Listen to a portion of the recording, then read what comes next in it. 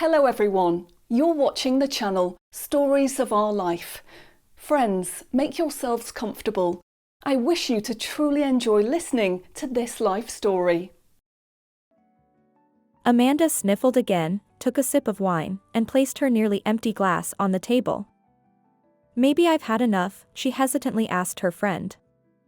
Her friend firmly slammed her hand on the table and shook her head. "No, not enough. You need to get rid of all the negativity once and for all.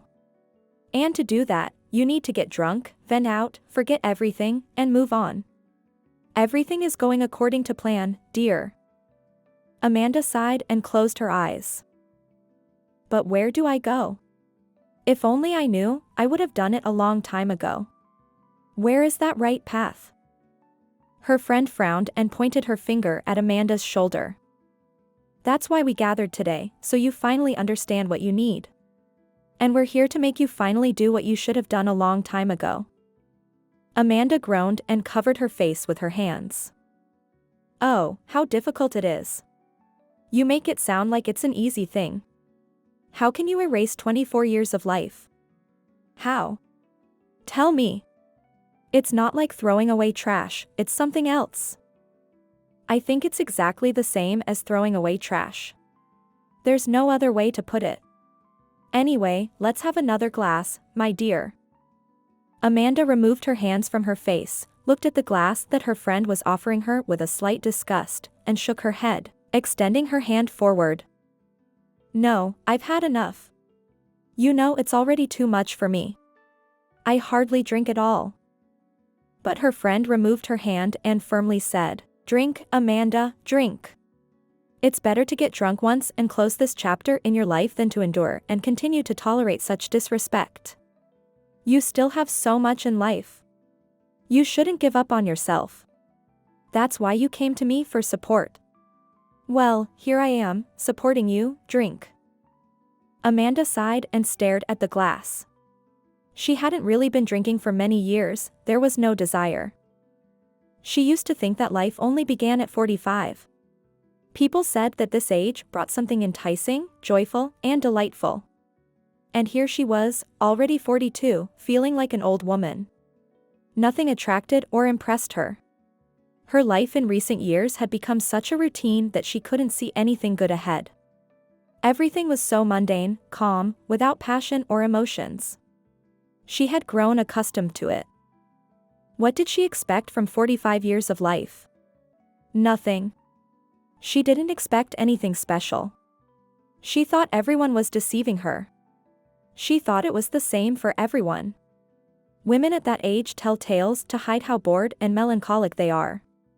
In reality, turning 45 doesn't bring anything extraordinary, no second wind, no second youth. It's just a moment when you stop expecting anything, so nothing will happen. But this morning, Amanda's life took a drastic turn. Today, she realized that things were not as smooth and calm as she thought. That tranquility, that routine she accepted with resignation, thinking it was supposed to be that way, it was all just empty noise. It didn't mean anything good. It wasn't a sign that everything was fine in her family. It meant that everything was wrong. Perhaps she should have understood it earlier. After all, there were all the signs. But she only realized it when she caught her husband with a young mistress this morning. Amanda got married when she turned 18. She and Warren met when she was 16. He was 19 at the time, so mature, polite, and considerate. He was a gentleman and never did anything that shocked or embarrassed her. They dated for a long time. Just 3 months before her 18th birthday, they slept together. It was then that Warren proposed to her. She accepted, and soon after they had a modest wedding attended only by their parents and closest friends. Amanda got pregnant immediately. They had a son, and 2 years later, Amanda gave birth to a daughter. And no one was more attentive than Warren. He always helped her with the children and around the house. They didn't lose their passion for each other after the children were born. They loved each other even more. Amanda would probably have had 2 more children, motherhood came so easily to her. But another pregnancy ended in a miscarriage. It happens sometimes. There was such heavy bleeding that Amanda was taken to the hospital. After emergency surgery, she was told she would never be able to have another child. Amanda was upset, but if Warren was upset, he didn't show it. He told her that it was more important for him that she was alive. And they already had children anyway. Their relationship gradually turned into a habit. Yes, they had become so accustomed to each other that they didn't feel as jealous or argued as often. They didn't make love as frequently.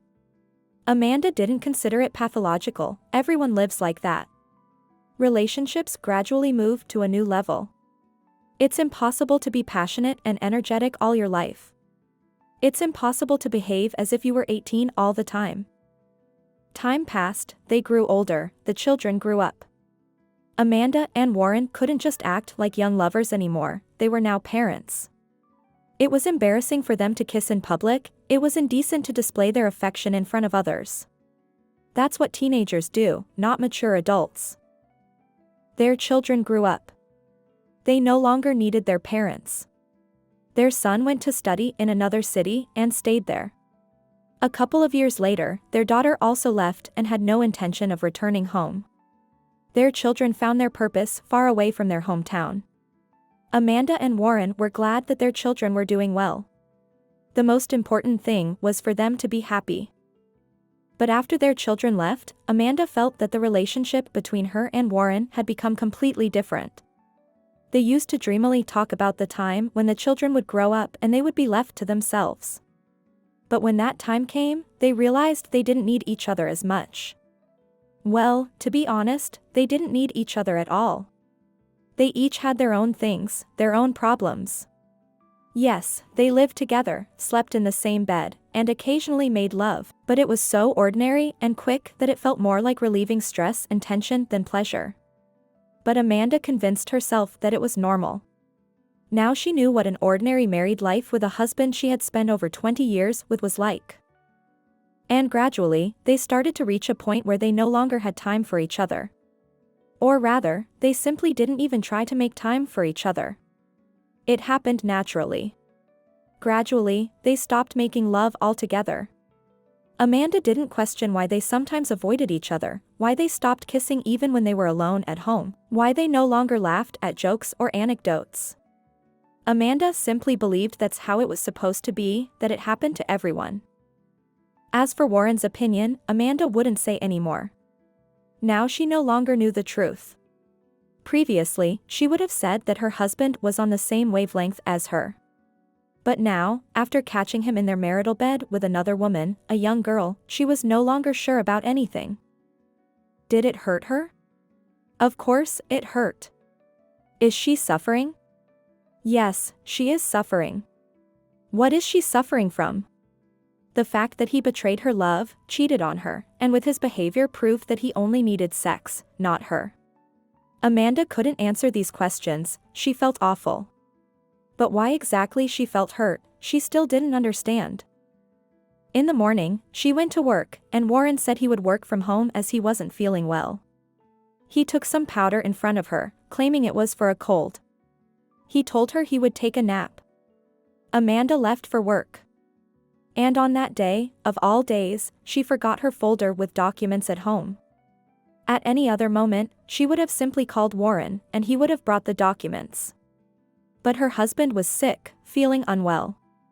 Amanda decided to show care and not disturb him. Besides, she was allowed to leave work early, so she decided to quickly go home to get the folder.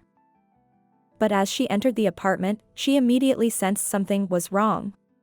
She smelled women's perfume. Amanda stood in the middle of the corridor, sniffing the air, and then she noticed a pair of high-heeled women's shoes. The shoes were lying in the doorway between the corridor and the living room. Amanda stood there for a few minutes, staring at the shoes, forgetting about the passage of time. Then she heard the door of their bedroom open, and a few seconds later, a young and very beautiful girl with long hair came out into the corridor. The girl was completely naked but held a towel in her hand. It should be noted that in those few seconds, when Amanda looked at the girl's body, she managed to see that her figure was impeccable. She couldn't have been older than 20. When the girl saw her, she flinched and covered herself with the towel. Her eyes widened in fear. Oh, she could only say. Amanda took a deep breath, trying to calm her racing heart. She needed to calm down, not to harm herself. There was a co-worker at their workplace who once had a big fight with her husband. She got so nervous during that argument that she ended up in the hospital in a pre-heart attack state. And she was only 41 years old. It was better not to joke about such things. "Hello, are you Amanda?" the girl said. "You are absolutely right," Amanda managed to say almost normally. The girl blushed slightly from embarrassment. "I'm sorry, we didn't know. Warren didn't say that you. I didn't know you would come, I'm sorry." Amanda couldn't say anything in response. Well, of course, they didn't know, otherwise Warren wouldn't have brought this girl home. It seemed that Warren had deliberately stayed home today to have fun with his young mistress. Amanda had simply ruined their plans. The girl quickly walked into the bathroom, locking the door behind her, and then Amanda heard her husband's voice. "Where are you, my dear? You're taking so long." "I'm still in need, you know," Warren said, stepping into the corridor and seeing Amanda. He froze in place, mouth agape, staring at her. Amanda stared at him for a while. She suddenly realized that their family life was a farce. They both pretended that everything was fine. Only Amanda still felt that something was missing, but she thought it was supposed to be that way, that it was normal. So she had resigned herself to what was happening. Warren also felt that something was missing. But he didn't accept it, instead, he found a way out. He enjoyed his time and entertained himself with the young girl, probably for quite some time. Perhaps this wasn't the first time he had brought her home to their bed. Amanda looked at her husband and understood that it was over, that this was the end. For a long time, their connection had been solely through their children, and now she finally realized it. "Amanda, why didn't you call?" Warren asked. Amanda gave a bitter smile.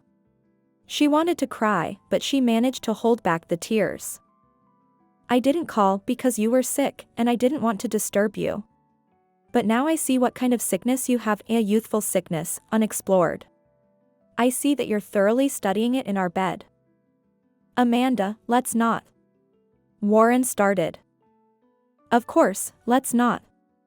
And we won't. I forgot my folder with documents. I'm going back to work, and you can continue to heal here," she replied. "We'll talk tonight," he said, distant in his tone. "What is there to talk about? It's clear to me. I think it's clear to you too. We just have to part ways. Don't expect me tonight, I won't come home. I'm giving you time to gather your things and move out." Warren frowned and said coldly, "Move out? Where did that come from all of a sudden? We are breaking up. I think it's better for us to live separately from now on. After we settle the division of property, we'll figure out what to do with the apartment along the way," she replied, the first thing that came to mind. In reality, she thought her husband would try to convince her not to divorce, apologize, and ask for forgiveness. But Warren didn't do any of that. He simply put on a mask of indifference and said, "As you wish." She went to work, finished her shift, and then called her friend. She told her that the worst had happened. The friend didn't ask any questions, she just said she was waiting for her. Amanda came over to have a drink, tell everything, vent, cry, and decide what to do next. "Are you nostalgic again? It's not worth it, that jerk. Yes, you were happy, yes, things were good between you once, even very good. But if that's in the past, don't cling to it. Life has its ups and downs. It's not because you're bad, ugly, or old. I know you perfectly well, that's exactly what you're thinking right now. No, Amanda, it just doesn't work that way. Love comes and goes, these things happen all the time, and it's not your fault. It just happened. And if that jerk doesn't value you anymore, doesn't admire you, and cheats on you, then let him go far away. And don't you dare forgive him. Was it a one-time thing? Maybe not, it might happen again. Are you willing to endure his infidelity just to keep a family that can't even be called a family? Tell me honestly. No, I'm not willing to. There's betrayal, there's no family, Amanda muttered. That's right, you're saying the right things. And I know what you're thinking right now, it's written all over your face. You think life is over and that you're no longer needed by anyone, that there won't be anything interesting in life anymore. But that's not true at all. Don't tell me those silly words about how I still have everything ahead of me. I'm almost 43 years old, what can await me at this age? Amanda interrupted her. Her friend looked at her in surprise, then replied indignantly, "You're such a fool, Amanda. If you don't want to believe my words, then don't. But even if you don't believe, you shouldn't become a doormat for someone you dedicated your life to. I swear, if you forgive him, I won't talk to you anymore." Amanda sighed, furrowed her brow, and pushed her glass aside. She didn't want to drink anymore, she felt her body resisting, but alcohol still helped her gather her thoughts, even though it was supposed to cloud her mind. Now Amanda already knew what she would do next. No, I won't forgive him. I'll file for divorce, especially since he's not against it. Her friend pushed the glass toward her again. Great. Let's drink to that. You can't leave it like that, you need to calm down and decide what to do next. I am calm. I'm very surprised, but I'm already calm. You know, it finally dawned on me that there's nothing left between us for a long time. Yes, it hurts me a lot, more than the fact of the betrayal itself. We are both to blame for this. We should have preserved what we had instead of letting it slip away. It's too late to do anything now. I'm calm, honestly. I already know what I will do next. Once we get divorced, we'll sell the apartment and split the money in half. I will leave. I want to move. Move? Where? Her friend asked in surprise. Somewhere far away. I want to buy a private house with a garden, a small yard, and I want similar houses nearby to make it cozy and nice, far away from here. Amanda carried the last suitcase to the hallway and let out a heavy sigh, wiping the sweat off her forehead. She walked back into the living room and looked around. The empty room looked dreary and melancholic, as if there had never been any comfort here, as if they hadn't lived here for over 20 years. She and Warren got divorced. That chapter of her life was over. Amanda endured this trial stoically. When she realized that her husband no longer loved her, she was surprised to find that she didn't feel anything for him either. Yes, there was habit, attachment, some semblance of familial feelings, but not love. Love had long gone, disappeared, evaporated. Maybe they were both to blame for it. Or maybe no one was to blame. Her friend was right that things don't always go as we would like in life. But no one is immune to such things. She needed to turn this page of her life and move on. What would happen next? Amanda didn't know. She was shocked by how much her life had changed in such a short period of time. But she had already taken steps that would lead her to a new life. When they finalized the divorce, Amanda immediately put the apartment up for sale. Yes, Warren left everything on her shoulders. Maybe it was good that he trusted her. It eliminated unnecessary worries. He told her to do as she saw fit. He even said he was willing to accept any price she set for selling the apartment. He knew she wouldn't deceive him. Yes, Amanda never deceived him, not then, not now. She had no intention of depriving him of anything, this apartment was rightfully theirs. She planned to split the money from the sale in half. That's how fair and decent she was. Their apartment was nice, so they quickly found a buyer. They swiftly finalized the deal, and Amanda agreed to vacate the apartment in 2 weeks.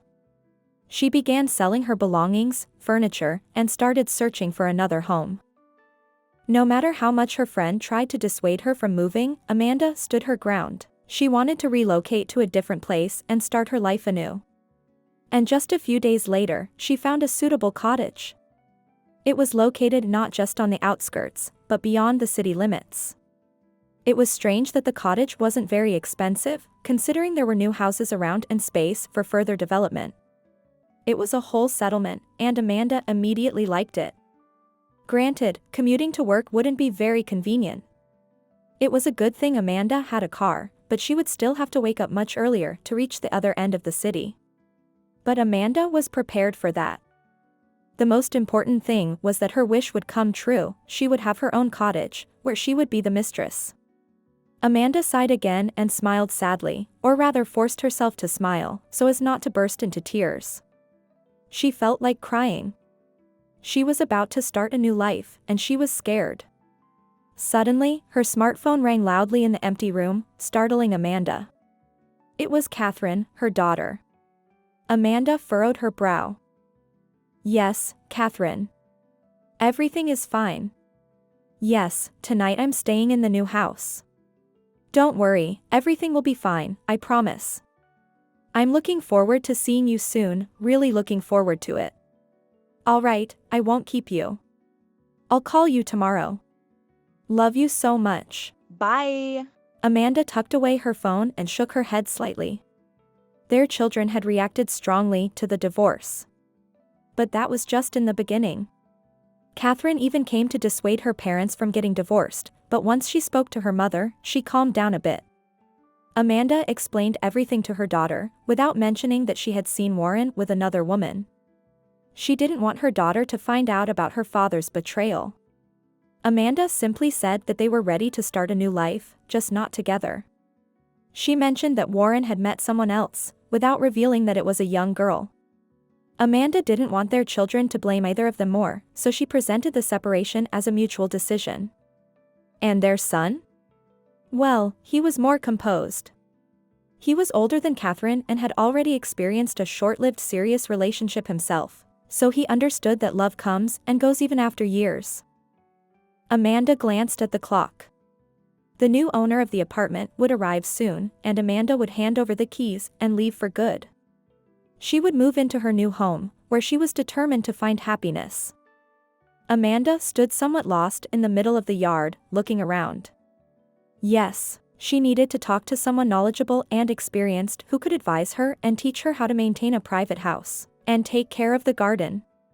Amanda had been living in her new home for 2 months now. During this time, she had been busy setting up the house itself. She hadn't touched the garden yet. There were still many tasks inside the house. The house was simply wonderful. Now Amanda had a spacious kitchen, a cozy bedroom, and a large living room. There was also a small room that Amanda decided to turn into a guest room. It now had a sofa bed, a large wall unit, and a desk with Amanda's laptop. She would use this room as her office, where she could read and work at the desk. When one of her children visited, they could stay in this room. The bedroom had a view of the backyard, and Amanda loved looking out the window. She proudly gazed at her yard, which she planned to beautify in the future. There were many things she wanted to do, but for now, Amanda decided to take things gradually and not rush into everything at once. The living room was ordinary, with windows facing the street, and as Amanda looked at the houses across the road, she was glad to live in such a cozy place. And the kitchen had become her favorite spot. No longer cramped in a tiny 6-square-meter kitchen like she had in her apartment. She felt so suffocated there that even her refrigerator stood in the hallway. How tired Amanda was of running with pots and bags from the hallway to the kitchen and back. But here, everything was different. The kitchen had a refrigerator, a small couch, and a table with chairs by the window. There was so much space that she could easily gather guests in the kitchen, and there was even space to dance. Amanda had lovingly set up the kitchen, surprising even herself. She loved every square inch of the room. When her friend, who had been upset with her from the beginning for moving so far away, came to visit, even she melted. After a thorough inspection of the house, she admitted that she liked it there. And when they uncorked a bottle of champagne to celebrate Amanda's move and home purchase, her friend raised the first toast. "You're amazing. I'm happy for you for doing what you felt was right. Even though I was against buying a private house and moving out of town, I have to admit that I haven't seen such a sparkle in your eyes for a long time. If I didn't know you, I would have thought you had found a lover. You've changed so much, radiating from within. Only a loving man can do that," her friend said. Amanda laughed. What are you talking about? What other man? I just got divorced. I don't need any men, I can manage perfectly fine without them. I've had enough of marriage. I don't want any more of those adventures, Amanda said. Am I talking about getting married? You don't have to get married to be with a man. Get rid of those terrible assumptions. But it's true that you've changed. And I advise you, in this state, to take a closer look at the opposite sex. You'll have tremendous success, mark my words, her friend insisted. Amanda became serious and shook her head. I don't need men right now. I'm serious. I want to focus on my home, create a cozy nest, make a place where I feel my best. That's where my focus is right now, Amanda said. Her friend remained stubborn. She believed that a woman should make use of men. If Amanda was now single, she should make up for everything she had missed in recent years. Amanda sighed and once again stared perplexedly at her hands in the household gloves she had bought the day before. She was on vacation and had decided to start working on the yard from the first day. When she was at the store, she was in a great mood and bought everything she thought she would need. She left the store feeling enthusiastic. However, now Amanda was at a loss. Where should she start? What did she need to do first? Trim the trees or rake the leaves? Or maybe she should start digging the garden. She had even bought a shovel, but would she be able to dig? And why did I think it would all be so easy? Amanda muttered. She cursed and walked along the path to the end of the garden. Reaching the end of her plot, Amanda noticed some movement out of the corner of her eye. She looked to her right and saw the fence in the garden made of mesh wire, through which she could see what was happening at the neighbors. There was a woman living to her right, perhaps a little older than her, or maybe the same age. Amanda hadn't interacted with her yet. She had noticed that the woman often worked in the garden. They had exchanged greetings a few times, but they hadn't spoken yet. Amanda stopped and fascinatedly watched as the nimble neighbor manipulated the branches of a shrub with her hands. Amanda was so unfamiliar with these things that she didn't even know what kind of shrub it was. The neighbor noticed her and smiled. "Hello," she said. Amanda startled and blushed. She didn't want to distract the neighbor from her task. She felt embarrassed that she had been caught peeking. "Hello, please forgive me for interrupting you." "I was just mesmerized," Amanda replied. The neighbor straightened up and waved her hand. "Oh, you didn't interrupt me at all.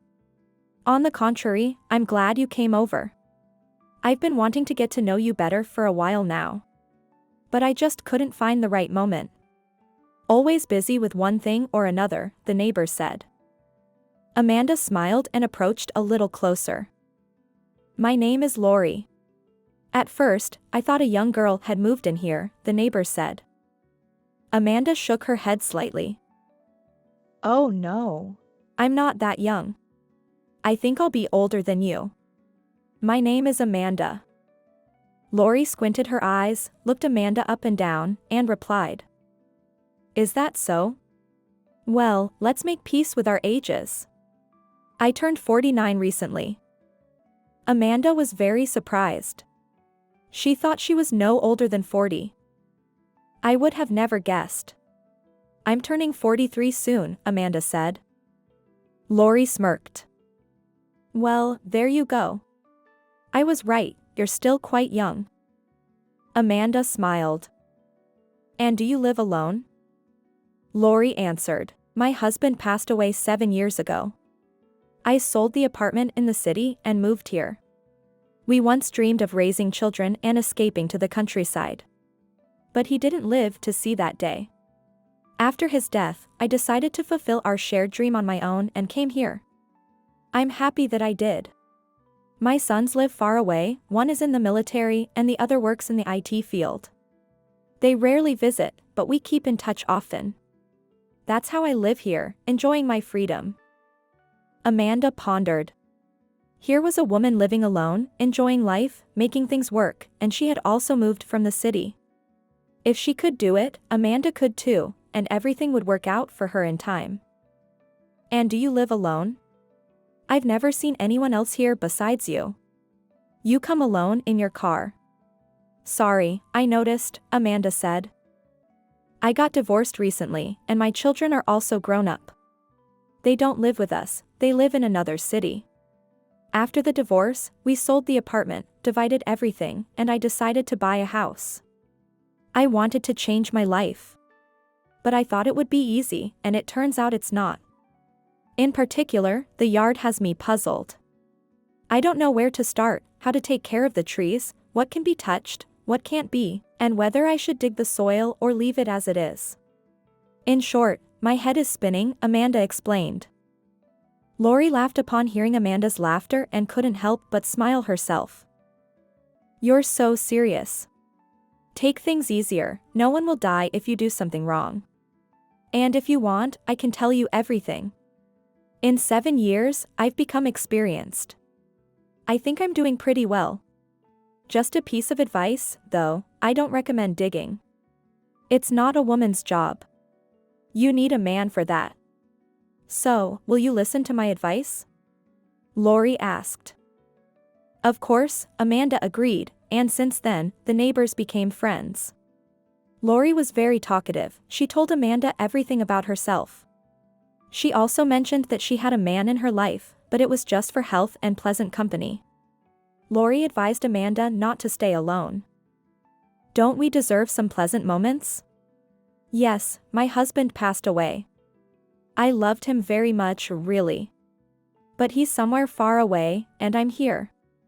I'm not going to deprive myself of the joys of earthly life. That's not why we are born into this world, to deny ourselves something. I don't think I'll love someone else as much as I loved my husband. But I'm not saying it won't ever happen. I'm only 49 years old. What else can happen in life? I can't predict it, Lori shared. Amanda admired the woman who spoke these words. Amanda invited Lori for tea, but she came with a bottle of expensive wine, and after the first glass, their conversation took a different turn. Gradually, Lori told Amanda about many neighbors in their settlement and shared interesting details. Lori was a valuable neighbor. She also told Amanda where she could buy natural cottage cheese and fresh milk, among other things. Amanda thanked Lori for her advice and tips. Amanda and Lori had an excellent relationship, and gradually, Amanda became friends with the neighbors to the left, a married couple, and the neighbors across the street, a wealthy couple. The husband was always working, and the wife, bored at home, was ready to chat with anyone. They didn't have children because the husband didn't particularly want them.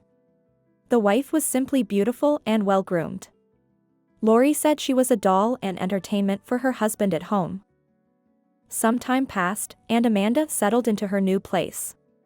She enjoyed everything so much and was happy to have such wonderful neighbors. She hardly thought about her past life, the broken marriage, and the state of depression she had endured. She no longer felt sadness or sorrow. She was always occupied with something. It was beneficial for her. Amanda truly rejuvenated, slimmed down, and radiated freshness. Her eyes sparkled, and her skin had a rosy glow from being outdoors constantly. She felt a surge of energy. Of course, she didn't expect any big surprises in life, but she no longer believed that life was over at 45. She still had strength and energy. One day, on her day off, Amanda decided to take a walk to the local convenience store. The store was popular because it had everything necessary, and there were no other nearby shops. Amanda loved this little store, she had been there before. The saleswomen recognized her, greeted her, and she felt at home. Amanda didn't bring much money with her, she didn't even bring a bag or wallet. She simply tucked a small amount of money into her jacket pocket. When Amanda entered the store, the shop assistant greeted her warmly. "Hello, Amanda, long time no see," Carmen greeted with a smile. "Hello, Carmen. Yes, it just happened that I always ended up with your replacement. How is your son's health?" Amanda replied. Carmen waved her hands. "Everything is fine, thank you. Your cough remedy worked right away. I had been suffering for so long, and a simple folk remedy helped so quickly. Thank you, Amanda, you saved me. Amanda nodded and began to walk through the aisles, picking out what she needed. Turning a corner, she bumped into a man who was hunched over, examining something on the lower shelves. Amanda almost dropped the bag of sugar from her hands. Annoyed, she glanced at the man, who didn't even acknowledge her presence, and walked past him, continuing her search for goods. Amanda lingered for a few minutes near the grain section before finally grabbing what she needed and heading to the checkout. As she approached, she heard Carmen's indignant voice engaged in a conversation with someone. When Amanda reached the counter, she saw the same man she had bumped into. He had placed his purchases on the counter, and Amanda gathered that Carmen had already processed his items, but she seemed dissatisfied about something. Amanda stopped behind the man, not getting too close to him. She still hadn't seen his face, but judging by his attire, something seemed off. Perhaps he was a local drunk or some kind of madman. No. Why should I turn a blind eye to this? Why are you trying to confuse me, you rascal? I think I've already told you that this won't work with me. And what are you staring at? I'm not a charity organization. No money, no goods. Go home, honey, Carmen exclaimed with frustration. The man, waving his hands with crumpled banknotes clenched in them, spoke softly, I've been telling you that I didn't get paid today. I have money, but I was supposed to receive it today. I promise to bring it tomorrow, I swear on my life, I will definitely bring it. I stand by my words.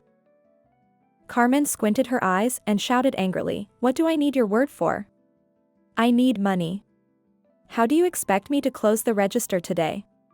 How will I balance it with a shortage? They'll deduct my entire bonus for this. Are you making fun of me?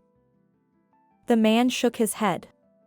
No, of course, I'm not making fun of you. Maybe you could pay for me, and I'll give it back to you tomorrow, I promise. It's just $20, not that much money. Carmen became furious. What are you talking about? It's not that much money for lazy people like you. But for me, trust me, this money means a lot. With this money, I can buy meat for my son for a week. And you're suggesting I just give it to you? No one gives me money for nothing, not even my ex-husband or anyone else. I work hard to earn this money, and here you are begging around. How do you even imagine that? So, I'll pay for you, and tomorrow my replacement will come, and you'll say that you gave her the money, but you won't even show up yourself. That's how it will be, and my hard-earned money will be wasted. That's it, the conversation is over. Get out of here before I call the police. You've annoyed me enough, worn out all my nerves. As soon as I saw you, I knew you would bring nothing but trouble. I can spot such scammers from a mile away, it's called professionalism. So, leave, and I never want to see you here again. I won't let you in anymore. I'll call the police, and let them deal with why you're wandering around here. And who are you anyway? The man's voice was so deep. Amanda couldn't see his face, but she understood that he couldn't be a drunkard. His voice was clear, not hoarse, not filled with smoke or alcohol, just an ordinary person's voice. Amanda couldn't bear to watch this scene any longer, it disgusted her. She couldn't tolerate it anymore. Amanda placed her purchases on the counter next to her and turned to Carmen. Carmen, excuse me, but why are you shouting like that? I understood that the man doesn't have enough money, right? Maybe we can postpone some purchases? You can just let him buy what he can afford, isn't that right? Carmen, waving her hands in frustration, said loudly, oh, I won't bother anymore. If he had just told me how much money he had, I would have kept track of the total. But he stayed silent. I'm telling you, he did it on purpose to anger me and to steal from me. No, I don't intend to deal with him anymore. If he doesn't have the full amount, he can leave. Amanda shook her head slightly and calmly said, that's not right, Carmen. They told you that the person simply didn't receive the money. Why are you acting like this? How much is he short? $10 or $20? Carmen frowned and muttered, well, it's more than that. He's short $20. Taking a deep breath, Amanda pulled out her own $20 and handed it to Carmen. The cashier looked at her with confusion. "Take it, I'll pay for him. Let him go, and he can buy whatever he wants." "And please, stop yelling," Amanda said.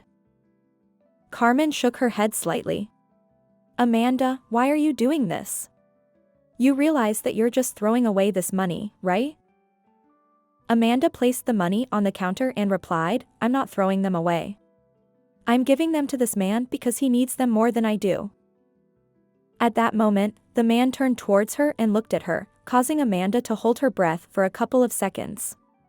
She had never seen such expressive eyes before. His gaze pierced right through her. She didn't even notice initially that the man had a thick beard, she only saw his eyes, which were pure. His eyes didn't resemble the eyes of a homeless person or an alcoholic.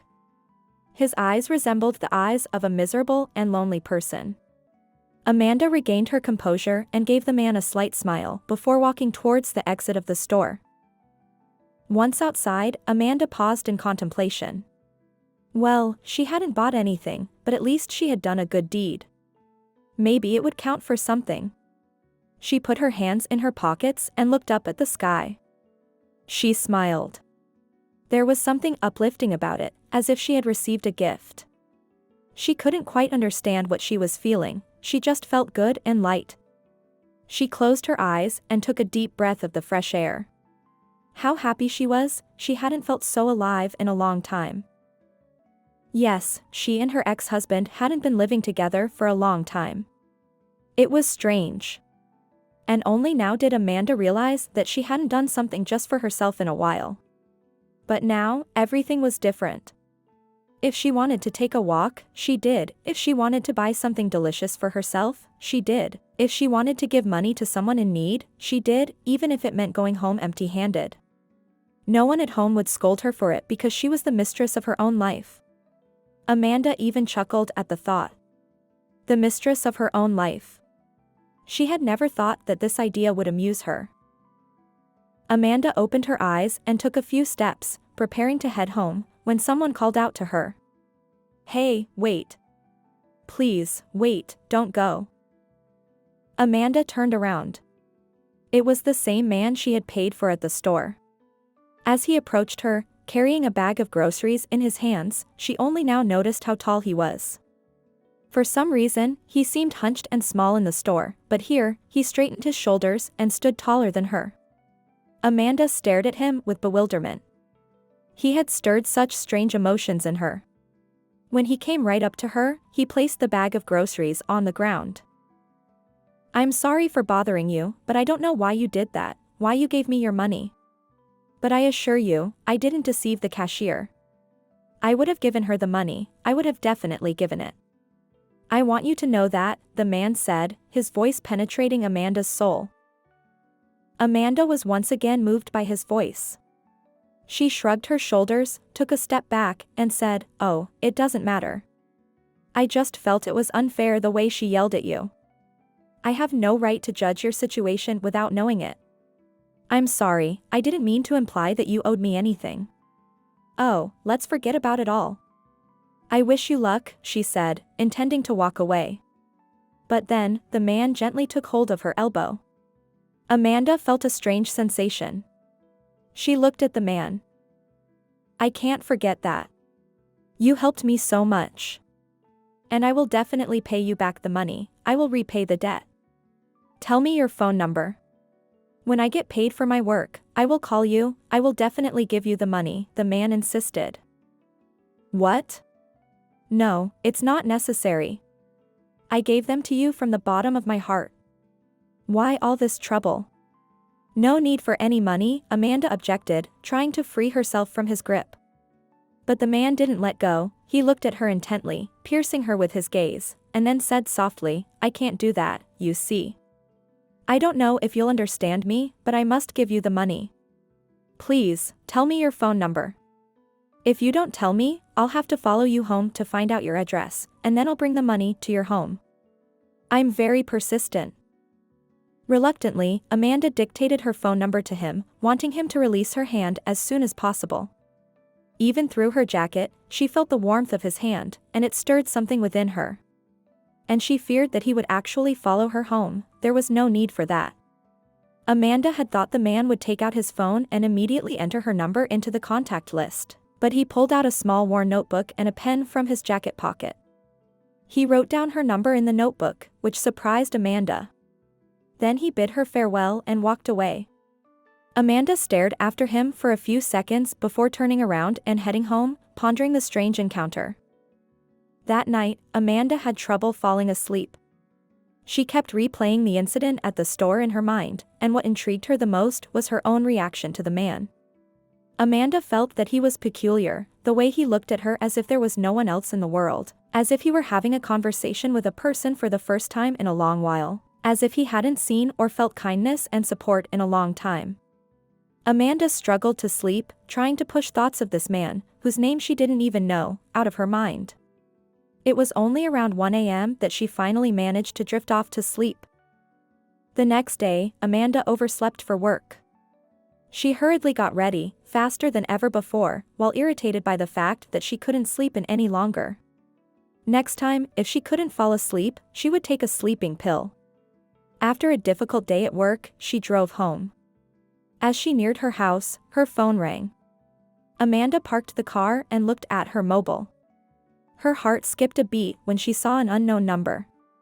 She stared at the screen for a while as the phone fell silent, but it immediately started ringing again.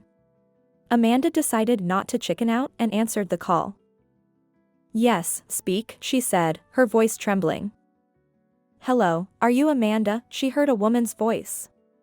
Amanda let out a relieved sigh. It wasn't him, thank goodness.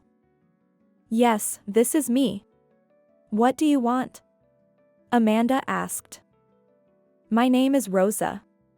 I'm calling on behalf of Danny," the woman said. Amanda furrowed her brow. "I don't know anyone by that name." "I'm sorry, you must have the wrong person." "No, I didn't make a mistake. You really don't know him, he didn't introduce himself to you. He told me that Danny is the man you gave $20 to in the store, remember?" Amanda looked at herself in the rearview mirror and paled. "Danny? That man's name is Danny." "Are you listening to me?" the woman said, not waiting for Amanda's response. "Yes, I hear you. I understand who you're talking about. Are you his wife?" Amanda responded with hesitation. "Oh my God. No. Not at all. Nothing like that. No, I'm not his wife. I'm nobody to him, well, I'm just helping out. I just wanted to meet with you to repay his debt. He was treated badly last time, and he still hasn't received payment for his work. I wanted to give you the money on his behalf. He's so worried. Could we meet somewhere?" "When and where?" the woman explained. Amanda pondered the situation. It was strange that a woman who wasn't even related to this man decided to help him and repay his debt. Why would Amanda accept money from a complete stranger? In a way, Amanda had also helped this man without expecting anything in return, and certainly not from another woman. What an absurdity. Yet, at the same time, Amanda wanted to find out who this Danny was, why he was so mysterious, where he lived. Maybe if she met with Rosa, she would learn something about him, considering she was helping him. "Yes, I'm completely free right now. We can meet right away if you're okay with it," Amanda replied. "Yes, let's do it. Where should I come?" Rosa asked. "I'm in my car. I can drive to wherever you need," Amanda suggested. "I'm right by the store. Maybe you can come here, or I can come to your home if you prefer." "It's not a problem for me," Rosa offered. But Amanda said she would come to the store. Besides, she needed to pick up some bread. After a while, Amanda arrived at the store and saw a woman of about her age waiting there. She parked her car and got out, walking towards the woman. Amanda asked, "Are you Rosa?" The woman smiled and nodded. "Yes, that's me. Nice to meet you. I'm Amanda." They exchanged a few meaningless phrases, and then Rosa reached into her bag, took out her wallet, and pulled out $20, handing them to Amanda, saying, "Please take it. Thank you for helping him so much." Amanda took the money and asked, "Why didn't he give the money himself? Why did he ask you?" "He didn't ask me," Rosa replied. "He didn't ask at all. I found out about the money myself. And I'm giving it on his behalf." "He didn't ask? How did you find out about the money then? And why are you giving it for him?" Amanda inquired. Rosa sighed, her face filled with concern. "Danny appeared here about 2 years ago. I don't remember exactly, I've been living here for a long time. I've been here since the founding of this settlement. I don't know where Danny came from. There's an abandoned house next to mine. They started building it right after I moved here, but after 6 months, the work suddenly stopped. In an instant, the workers disappeared, all the equipment vanished overnight. I don't know what happened there, but the house was abandoned, and it remained that way ever since. There's not even a proper fence, just wire mesh. But it's a decent house, with an entrance in the front and one in the back, I think. Nobody ever showed up there. Maybe the owners died, maybe something else, I don't know, and I don't want to know. It doesn't concern me. So, Danny settled in that house. I met him purely by chance. I was walking home from the store and twisted my ankle. Everything fell out of my bag onto the ground.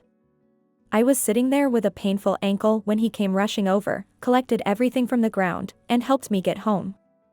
I wanted to thank him for his help, but he refused. I didn't insist. And then a few days later, I was attacked by 2 stray dogs. I don't know where they came from in our settlement, but Danny saved me from them. He's not afraid of anything and always comes to help.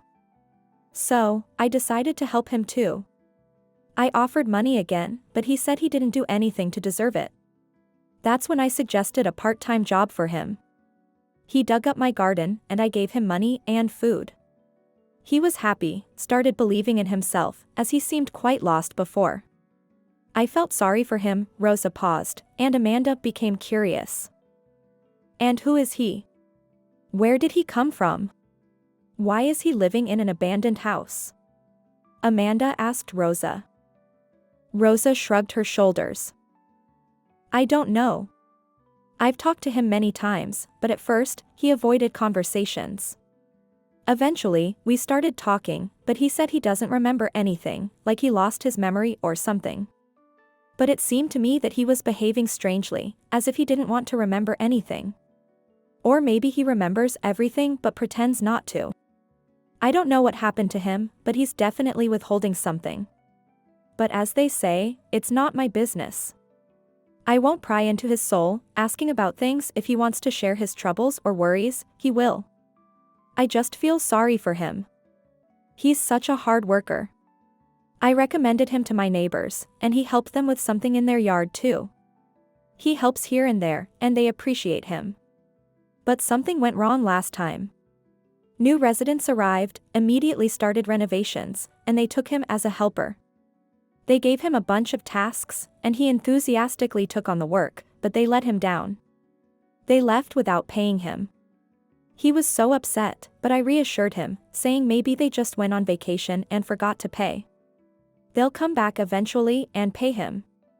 But he was still very disappointed. Yesterday, when I met him, he told me about the incident in the store. Actually, he asked me to call and assure you that he will definitely pay you back. He's worried that you might think poorly of him, that he's a scammer. But I decided to do it differently. He helps me often, sometimes with small things, without taking any money. So, I decided to repay his kindness in the long run to show my gratitude." Amanda pondered. "He helps Rosa with household chores? That's a good idea. Maybe she should also approach him for help in her yard. Why not? She would have looked for someone to help anyway, and if there's a responsible person whom everyone turns to, why not approach him too? She would pay him well, and Rosa could tell him that. But she has a lot of work to be done." She shared her address with Rosa and asked her to pass it on to him. Rosa carefully looked at Amanda from head to toe, raised an eyebrow, and then smiled. Of course, I'll pass it on. Why not? He always needs work. Although I don't know if he'll come to you or not. Why wouldn't he? Amanda asked. Rosa squinted her eyes and replied, he's just so worried that you paid him in the store. He felt very uncomfortable about it and even regretted allowing you to do that. He said he thought you might have a negative opinion of him, that he's a worthless beggar. I don't know why he started worrying like that, but I'm afraid he might avoid you now. But I'll definitely pass on everything to him. He needs work, that much I know. Amanda bid farewell to Rosa and drove home. The rest of the evening, she engaged in various household tasks, but her thoughts were still consumed by the unknown man. She couldn't understand how this person could live alone in an abandoned house. Although his clothes were worn, they weren't rags. He must have had a life before this. What happened to him that he doesn't want to remember his past? Or maybe he genuinely doesn't remember. And Amanda also tried to understand why she decided to help him. Why did she offer him a job? Why did she ask Rosa to pass on the message? She didn't even want to answer the call when she thought it was him. So why does she want him to help her? When the thought started pulsating in her mind that she just wants to see him again, Amanda got scared. It's not like that, what nonsense. I just want to help a person, she said aloud. Her voice sounded strange, as if she was justifying herself to someone. Although there was no need for it since she was all alone in the house. Amanda blushed and tried to push all these troubling thoughts out of her mind. But the idea that he might come to her house and how she would behave and what she would say to him still lingered. It would have been better if she hadn't said anything at all. And why did she offer him a job? What possessed her to do that? But Danny didn't come. Not the next day, not the day after, not even 3 days later. Amanda let out a sigh of relief. It seemed that he wouldn't come after all, and she could finally calm down. Amanda was afraid to admit to herself that she felt somewhat disappointed when he declined her offer. A week passed. It was another weekend. Amanda was in a great mood, so she decided to take a walk to the store. She strolled leisurely along the sidewalk, admiring the houses. How beautiful it was here. So many lovely and cozy houses, without towering two-story structures. Everything was modest and devoid of excessive luxury. Of course, there were rich and middle-income people, young and old, in the village. Amanda was glad she had moved here. There was no constant stream of cars, polluted air, stuffiness, crowdedness, hustle, and bustle. It was worth the price. The people who lived here were tired of the city and sought solitude and tranquility. And each person found what they needed here. Amanda found herself here. She was just a few steps away from the store when Amanda saw a familiar figure ahead and even slowed her pace. Yes, it was that man, Danny. It was him. Amanda felt flustered. She hadn't thought about him for the past 2 days and had managed to calm down. And now, he appeared again on her path, making her feel awkward. Amanda walked as slowly as possible, hoping that the man would turn around and leave. But then she realized that he had also recognized her from a distance, and he purposely stood there, waiting for her. Or was it just her imagination? Maybe he was simply standing there. She was inventing nonsense in her mind. As she got closer to him, he took a few steps towards her. Amanda realized that he was indeed waiting for her. "Hello, Amanda," the man said. "Hello, Danny," Amanda replied, and the man seemed flustered as he responded. Amanda was furious with herself for what was happening to her. She was already so many years old, and yet she blushed and felt embarrassed. What was happening to her? Why did she act this way when talking to this man? She wanted to hit herself on the head with something heavy to snap out of it. It seemed terrible to her. He was a homeless wanderer without a memory of his past, and she was an ordinary woman.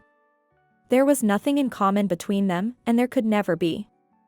It was absurd, and she needed to push away these silly thoughts right away. "Rosa told me that she gave you the money." You didn't need to do that. I would have given it to you myself, but I've already paid her back. Please don't think anything bad, Amanda said, smiling but not saying anything more. Rosa told me that you offered me a job, Danny stated matter-of-factly. Amanda nodded. Yes, I did offer. Why didn't you come? Do you not need work, or perhaps you were busy, she asked. Danny looked into her eyes, his gaze was very expressive, and Amanda barely managed to keep herself from closing her eyes, as if hiding from his gaze. No, I'm not busy anymore. I need work, I need it very much. If it's still relevant, I would like to start. If you still need my help, I would be happy to come and take care of things, he replied. At first, Amanda wanted to say that his help was no longer needed. Their interaction felt strange, and she wanted to tell him that she had found someone else to assist her. But she couldn't lie, and she felt like everything would be written on her face. She decided that if she avoided looking him in the eye, she could naturally refuse his help.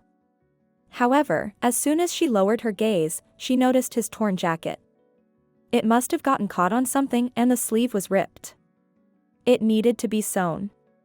But apparently, he didn't have any thread or needles. After all, he lived in an abandoned house. It was so simple, where did he get these things in an empty house? And that's when Amanda realized that she couldn't refuse him. She couldn't treat him unfairly. If she had the opportunity to help him, she would offer that help in return for his services. Amanda raised her head and smiled. Yes, I need help, or rather, I need an assistant, a worker. I have so many tasks in the yard, I don't even know where to start. Can you come tomorrow morning? I'll show you everything and tell you what to do. I'll pay you well. I would have had to call someone anyway. And if you can handle it all by yourself, even better. His lips trembled, or so it seemed to her. She couldn't say for sure because his thick beard and mustache concealed the lower part of his face, but his eyes definitely warmed up. Thank you. I hope my services will be useful to you. I will do my best with everything you tell me. No one has complained about me before, you can ask Rosa. I don't deceive anyone or ask for more than what was promised to me. Amanda responded seriously, I don't need to ask anyone, I already trust you. Just write down my address. I already know it, Rosa told me, Danny interrupted. After exchanging a few more words, they said their goodbyes. Danny left, and Amanda entered the store. Carmen was on duty, looking displeased as she stared out the window, watching Danny walk away. Was he bothering you? Amanda, you were talking for so long, I thought he was begging for money.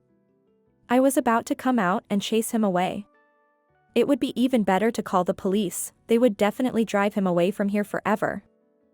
Amanda felt irritated. No, he didn't beg for anything. We were just talking. Did he come to the store today? Carmen shook her head, crossing her arms over her chest. No, he doesn't come into the store when I'm on duty. He comes, sees me behind the counter, and doesn't enter. Maybe he comes when I'm not on duty. But he behaves strangely, standing around near the store for a long time or wandering back and forth, looking around. It all seemed suspicious to me, as if he was waiting for something or someone. He's a strange guy. I don't like him at all. Amanda didn't say anything. She went to choose the items, then silently paid and said, "Goodbye," to Carmen. The next day, Danny came to Amanda's house. She led him into the yard and showed him everything. He walked around the yard and garden with a serious expression. Then he told her what he would do first. He spoke clearly, quickly, and to the point. It was evident that he wasn't afraid of work. Amanda looked at his jacket. Are you planning to work in this clothing? Danny looked embarrassed. Yes, I don't have any other. Amanda shook her head slightly. I have some clothes. I took some things from my ex-husband's wardrobe. He took everything he needed and said he didn't need the rest. I threw away a lot. What use do I have for them? But I kept a few things. They're good items. I don't know why he didn't want them, but I took them, thinking they might come in handy as rags. I also have a warm jacket that I took, thinking it would be convenient for working in the yard. If you want, you can have them. You don't have to think that I'm forcing them on you, but I genuinely want to give them to you. Danny looked at her attentively, and it made her feel embarrassed. So Amanda tried not to look him in the eyes, although it didn't help much. She spoke to him while feeling ready to sink into the ground from shame. She acted as if she were an old spinster meeting a man for the first time. What was happening to her? Perhaps it was because she had forgotten how to interact with men. It wasn't surprising, she had been in marriages with other men for so many years and hadn't interacted much. When she fell silent, Danny spoke. If you really don't need these clothes, I would gladly take them. Winter is coming, and I think they will be useful to me. Amanda nodded and thought about how he would manage in the abandoned house during winter. There was no heating or running water. He might freeze. Yes, living there wasn't suitable at all. But homeless people somehow survive in the winter. Still, she felt sorry for him. What had happened to him that he had to live this way, avoiding people and communication? Danny got to work. Amanda packed 2 bags with the items, adding her warm black scarf and socks that would fit him. She also included some clean handkerchiefs. Then she added 2 dark t-shirts that she intended to use as dresses. She started observing him from the window, trying not to get too close so he wouldn't notice her. Danny worked very quickly. Soon, he started feeling hot and took off his jacket. He moved almost without resting, and then Amanda realized that he probably wanted to drink. She hurried and brought him a 1.5-liter bottle of water. I thought you might want a drink.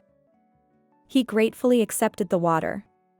I'll finish for today soon, just a couple more hours. I'll come back tomorrow evening if you don't mind. No, I don't mind. But let me make you some tea later. I made an apple pie yesterday, but I don't eat it. I want to treat you to it. Amanda saw that he hesitated. She noticed how he anxiously glanced towards her house, as if he didn't want to go inside or was afraid of something, but then he nodded. If you don't mind, I won't refuse. Amanda smiled and nodded. Danny continued working, and she went to prepare the tea. After 2 hours, she led him into the house.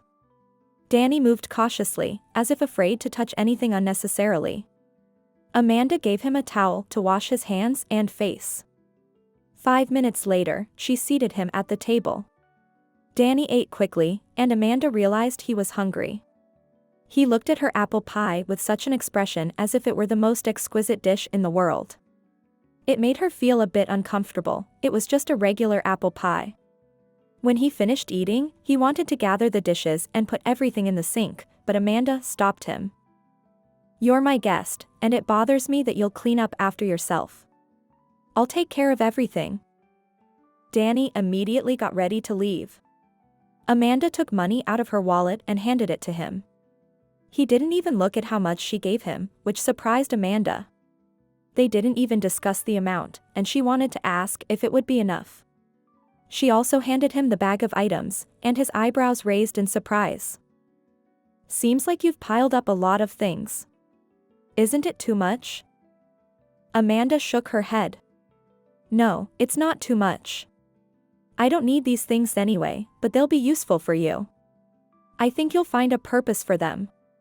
If something doesn't fit, you can throw it away or use it as rags. But by the spark in his eyes, Amanda knew that he wouldn't throw anything away and would use everything as intended. When he left, Amanda tidied up, and the whole time she couldn't stop thinking about how badly she wanted to know what had happened to him. But how could she find out? The next day, Danny came in the evening when Amanda had already returned from work. He worked until 8 p.m., even though it was dark outside. When he finished, Amanda brought him a bag of food she had prepared for him and handed him the money. Danny gladly took the bag, saying thank you, but he refused to take the money. No, I won't take the money. You gave me too much yesterday for my work. It's enough for today and one more time. I don't need anything extra. Amanda was surprised by his integrity. Don't you want to earn more? Danny shrugged indifferently.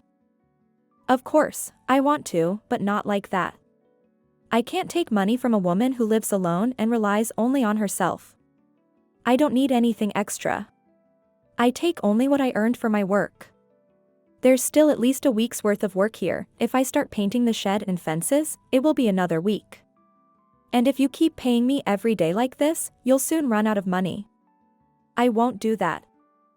Danny bid her farewell and left, while Amanda sat in the kitchen for a long time, sipping tea and thinking about this strange and decent man. He came to her every day. And with each passing day, her yard became more and more beautiful. Amanda admired how quickly her yard was transforming into what she had envisioned. She would have never been able to do it on her own. She lacked the strength, time, and skills. But for Danny, everything fell into place smoothly, and she couldn't be happier. Sometimes she would step out into the yard to breathe in the fresh air. During those moments, they would talk. Well, Amanda would mostly do the talking. At first, she didn't even realize how she ended up telling him about her children, her ex-husband, and their separation. He didn't say anything, but she could see that he was genuinely interested in listening to her. He didn't talk about himself or his past. He told her the same story he told Rosa, who had also helped him. He said that he couldn't remember anything, that he had lost his memory. When Amanda asked if he was searching for his relatives, he quickly responded, "I have no one. I know that for sure, there's no point in searching. No one is looking for me because there's no one to look for," and after that, he got back to work. Amanda understood that he simply didn't want to talk about himself. Sometimes Amanda would bring him a cup of hot tea and a bun, or a sandwich, or pancakes, or something sweet. She could feel his grateful gaze on her. Soon enough, Amanda realized that he was very intelligent. He must have held an important position in his previous life. They would talk about something, and then Amanda started telling him a story about her friend who once found herself in a legal situation. She said something about legal advice. And then Danny began talking to her about laws, naming them and explaining their significance. He then told her how her friend should have acted, which laws to refer to, and what rights she had. He claimed that she could demand compensation by referencing certain regulations. He said some other things that Amanda didn't understand at all. But he understood them very well, and quite skillfully. That's when Amanda realized that he definitely had a legal education. Perhaps he even worked as a lawyer or an attorney. She didn't want to ask him anything about it. She knew that as soon as she asked something personal, he would shut down and wouldn't say anything anyway. After some time, Amanda had a household emergency. It was the first unpleasant incident she had experienced since moving here. Luckily, she was at home when it happened. Suddenly, a faucet started leaking, and when Amanda tried to fix it, the entire faucet broke off, causing water to spray everywhere. Amanda shrieked in surprise and then froze, not knowing what to do. She didn't even know how to shut off the water.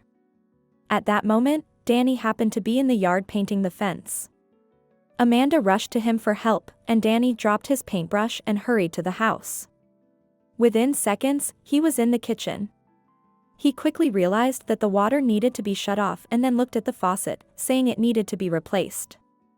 Naturally, Amanda didn't understand any of this, so Danny wrote down the necessary information on a piece of paper for her.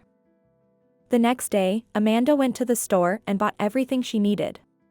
As she was leaving the store, her daughter called her. Amanda placed her shopping bags on the back seat of her car and answered the call. "Hi, darling. I'm glad to hear your voice. How are you?" Amanda said.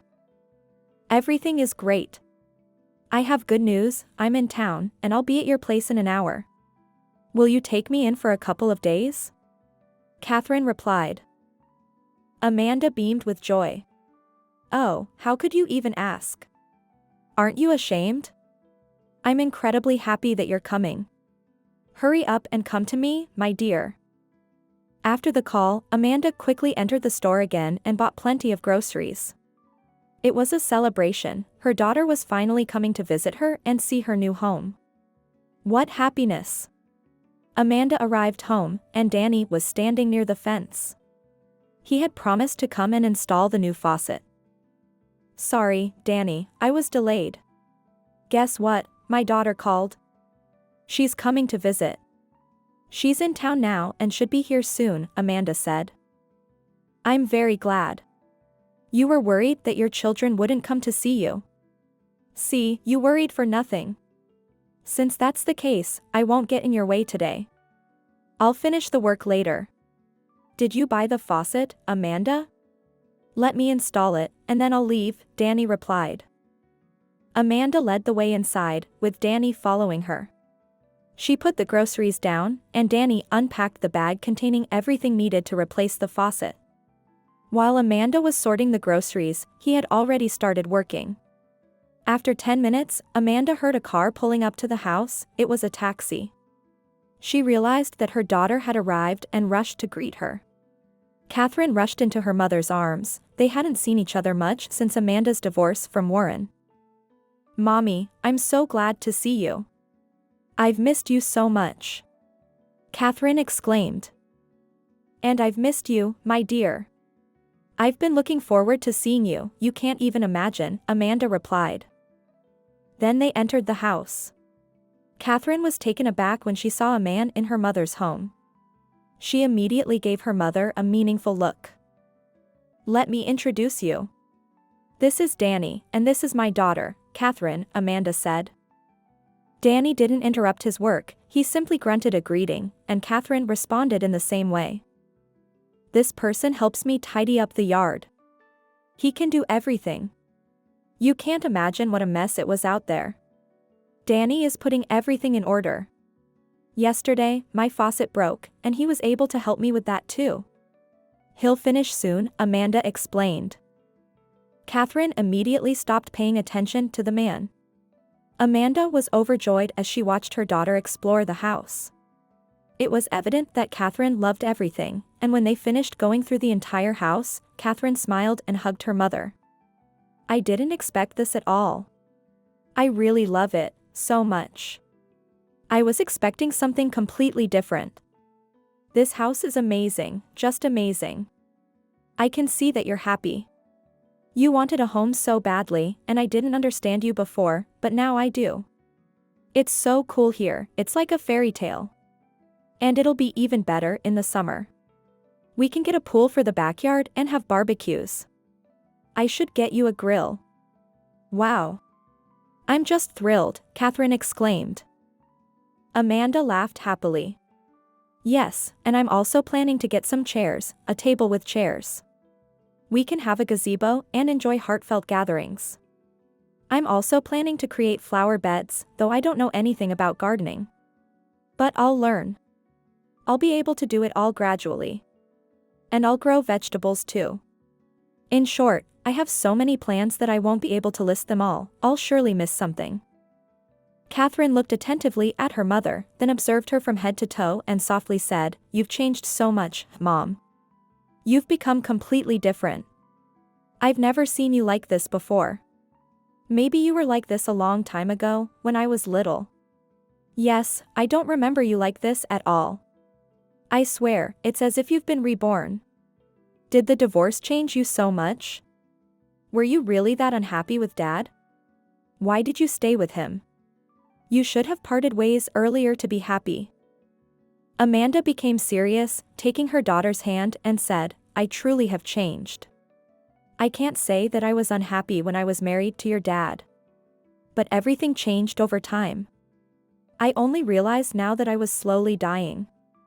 Of course, not everyone experiences this in their marriage. But that's how it happened between your dad and me. And now I'm happy. You grew up with us, and we raised wonderful children, but we weren't happy together anymore. Our paths diverged, that's all." Catherine looked at Amanda with sadness, then smiled and softly said, "I don't recognize you anymore. You've lost weight, you've become more beautiful, you've become younger. If I didn't know you well, I would have thought that you met someone else and fell in love." Amanda blushed slightly and looked away. "Catherine, what nonsense are you talking? Don't talk rubbish. What kind of infatuation are you talking about? I'm not 20 years old, you know, Amanda replied. Catherine snorted. Well, you're not an ancient old lady either, Mom. You're still young. Not 20, but not 80 either, you know. You know, after the divorce, I was still a bit angry at both of you. I thought you should have tried to fix things. But now I understand that it would have been much worse. I saw Dad, too. He has changed as well. I can't say he looks good, no, not really good. But he seems alive, somehow. I can't say if he's happy or not, but he's very active. And you're happy, harmonious, energetic. I'd say you look around 35, not older. You're so beautiful, Mom. Amanda gazed thoughtfully out of the window. She looked at the yard that this strange man, whom fate had brought into her life at the store, was diligently beautifying. One thought pulsed in her mind, a thought she would never speak aloud because it seemed so crazy and absurd. I'm finished. You can check everything, and then I'll go, Danny announced.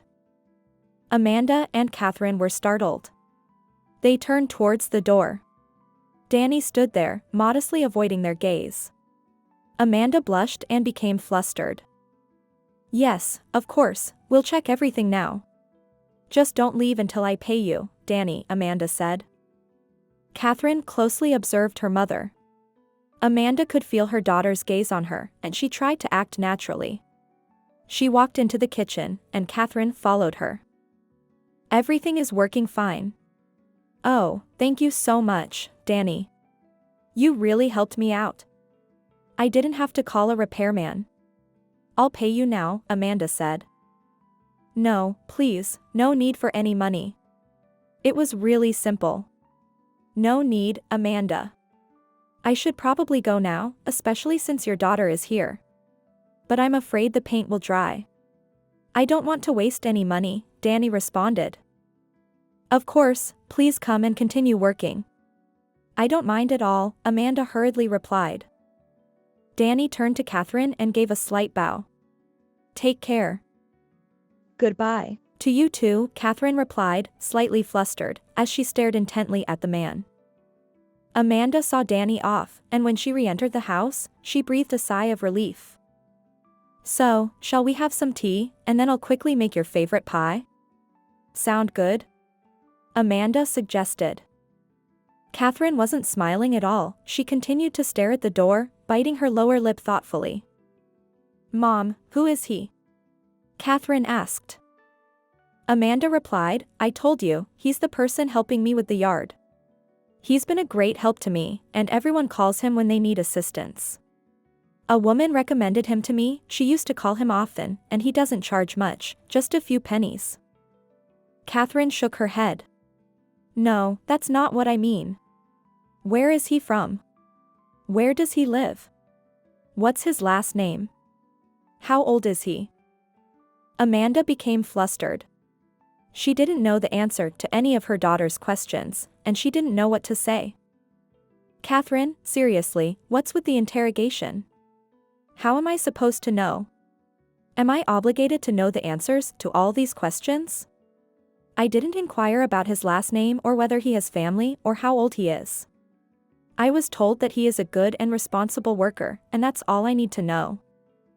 Catherine looked at her mother, then furrowed her brows. It seemed like something was bothering her or that she knew something Amanda didn't. Well, no, of course, you're not obligated to know the answers to all my questions. It's just all so strange. Mom, I feel like I've seen this man somewhere before, his face is eerily familiar. I just thought maybe you might know something about him, and maybe I would remember too.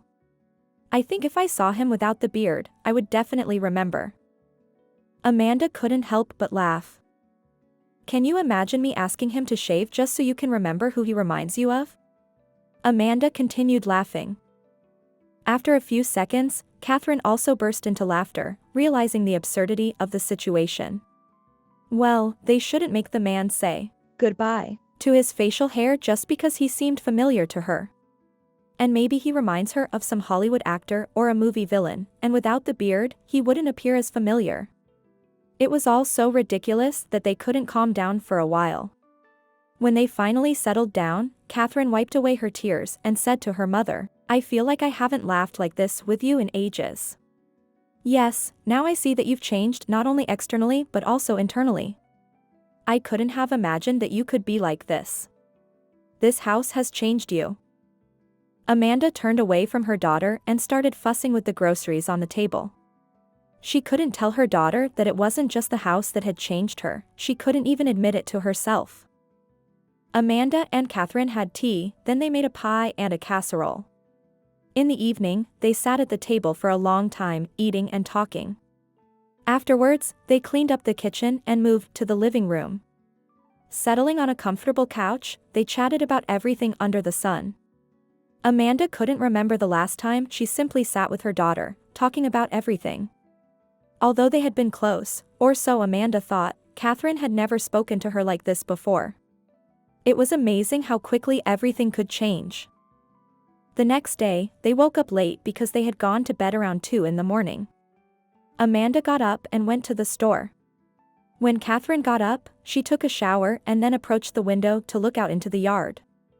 It felt so unusual to be able to go outside, sit in a garden chair, and breathe the air. Catherine had become accustomed to living in an apartment, whether it was her parents' house, a dormitory, or her boyfriend's apartment. Catherine saw the gate open, and it was Amanda's helper. He put the keys in his pocket and immediately started working.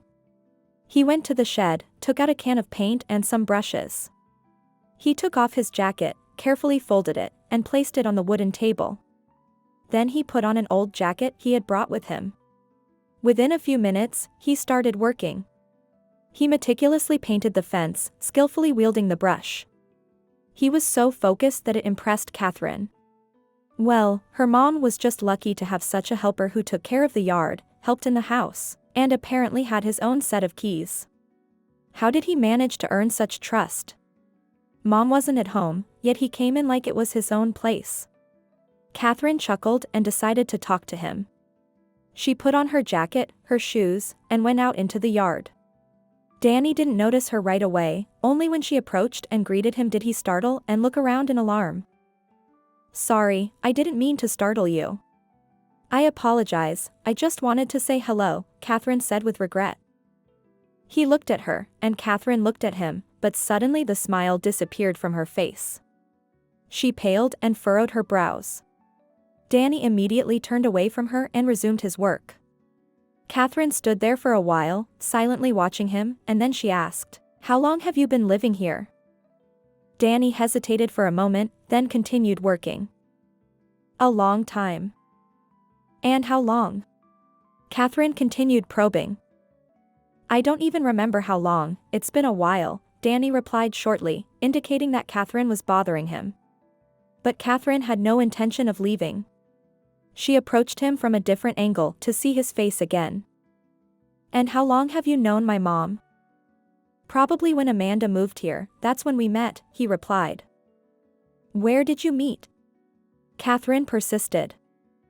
Danny sighed, clearly annoyed by all these questions. His hand began to tremble, but he calmly answered Catherine. "At the store."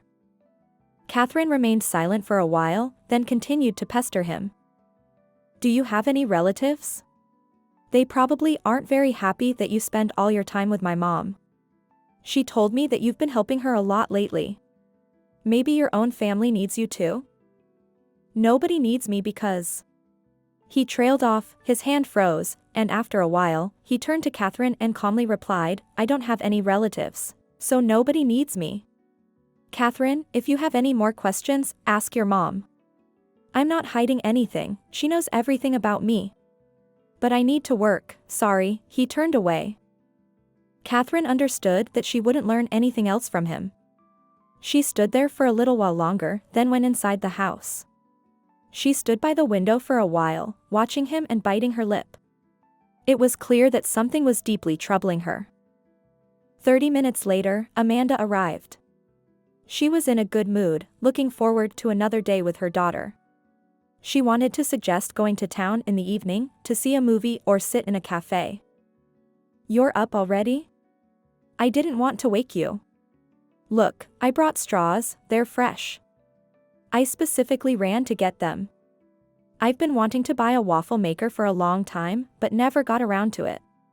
We should buy one, Amanda continued talking with a smile on her face, but Catherine listened absent-mindedly. Waiting for the stream of words to subside, Catherine suddenly asked, "Mom, are you sure his name is Danny?" Taken aback, Amanda didn't even understand what her daughter meant. "Who?" she asked, bewildered.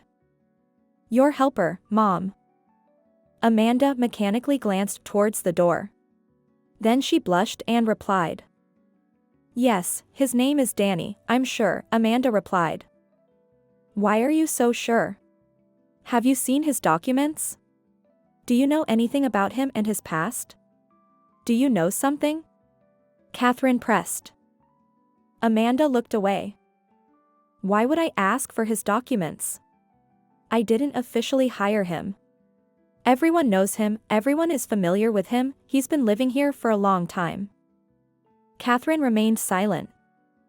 "Why are you asking these strange questions?" "I don't understand," Amanda said. Catherine approached her mother and spoke softly.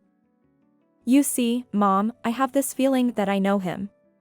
His face is so familiar, like I've seen him somewhere before.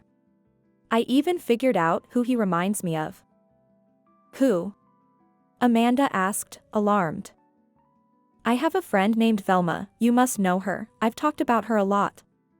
We became friends when I first came to study, and we still keep in touch. So, this Danny guy looks like Velma's father." Amanda shrugged. "Well, he looks like him. What's so unusual about that? Sometimes we meet people who remind us of others, it's nothing out of the ordinary." Catherine sighed. "Yes, of course, I understand that. But Mom, he looks so much like Velma's father, and the thing is, her father disappeared a few years ago." Amanda felt her heart beating faster. "I haven't seen him in person, but Irina has shown me his photos many times. I remember him very well. He was clean-shaven and not as scruffy, but his eyes, Mom, he had such unusual eyes. Even in the photos, they seem to look into your soul, and Danny has the same eyes." "Where is Velma's father now?" Amanda asked. Catherine shrugged and raised her hands. "That's the thing, nobody knows. There was a terrible incident. Velma's father caught her mother with her lover, something happened between them, I'm not exactly sure. But he literally threw the wife's lover off the second-floor balcony. Then he got into his car and drove off, and that was it. No one saw him again. They searched for him, but couldn't find him. After some time, they found his car outside the city, the car had fallen off a cliff and got stuck in a tree. Can you imagine? In a tree. And he wasn't in the car. It's been several years, and he never reappeared," Catherine explained. Amanda held her breath as she listened to her daughter. For some reason, she remembered catching her husband with a young mistress. Well, everyone goes through difficult situations in life. That's an incredible story. I feel sorry for your friend, she must have been very distressed, Amanda finally responded. Catherine nodded. Yes, she was devastated. She had a closer relationship with her father than with her mother, and she prayed for him to be found. But the police said he fell out of the car, and the current of the river carried him away, yet they never found the body. Amanda remained silent. She had calmed down by now. This story was so strange, and Amanda was certain that Danny had nothing to do with it. You can't assert with 100% certainty that it's him. To accuse or incriminate someone, you need to be sure of your facts. Are you sure it's him? Amanda asked. Catherine looked troubled. No, I'm not that sure, but Mom, I assure you, he looks so much like him. Amanda shrugged. Maybe he looks similar, but think about it. Would a person abandon their beloved daughter like that? I don't think so. That's why Danny can't be your friend's father.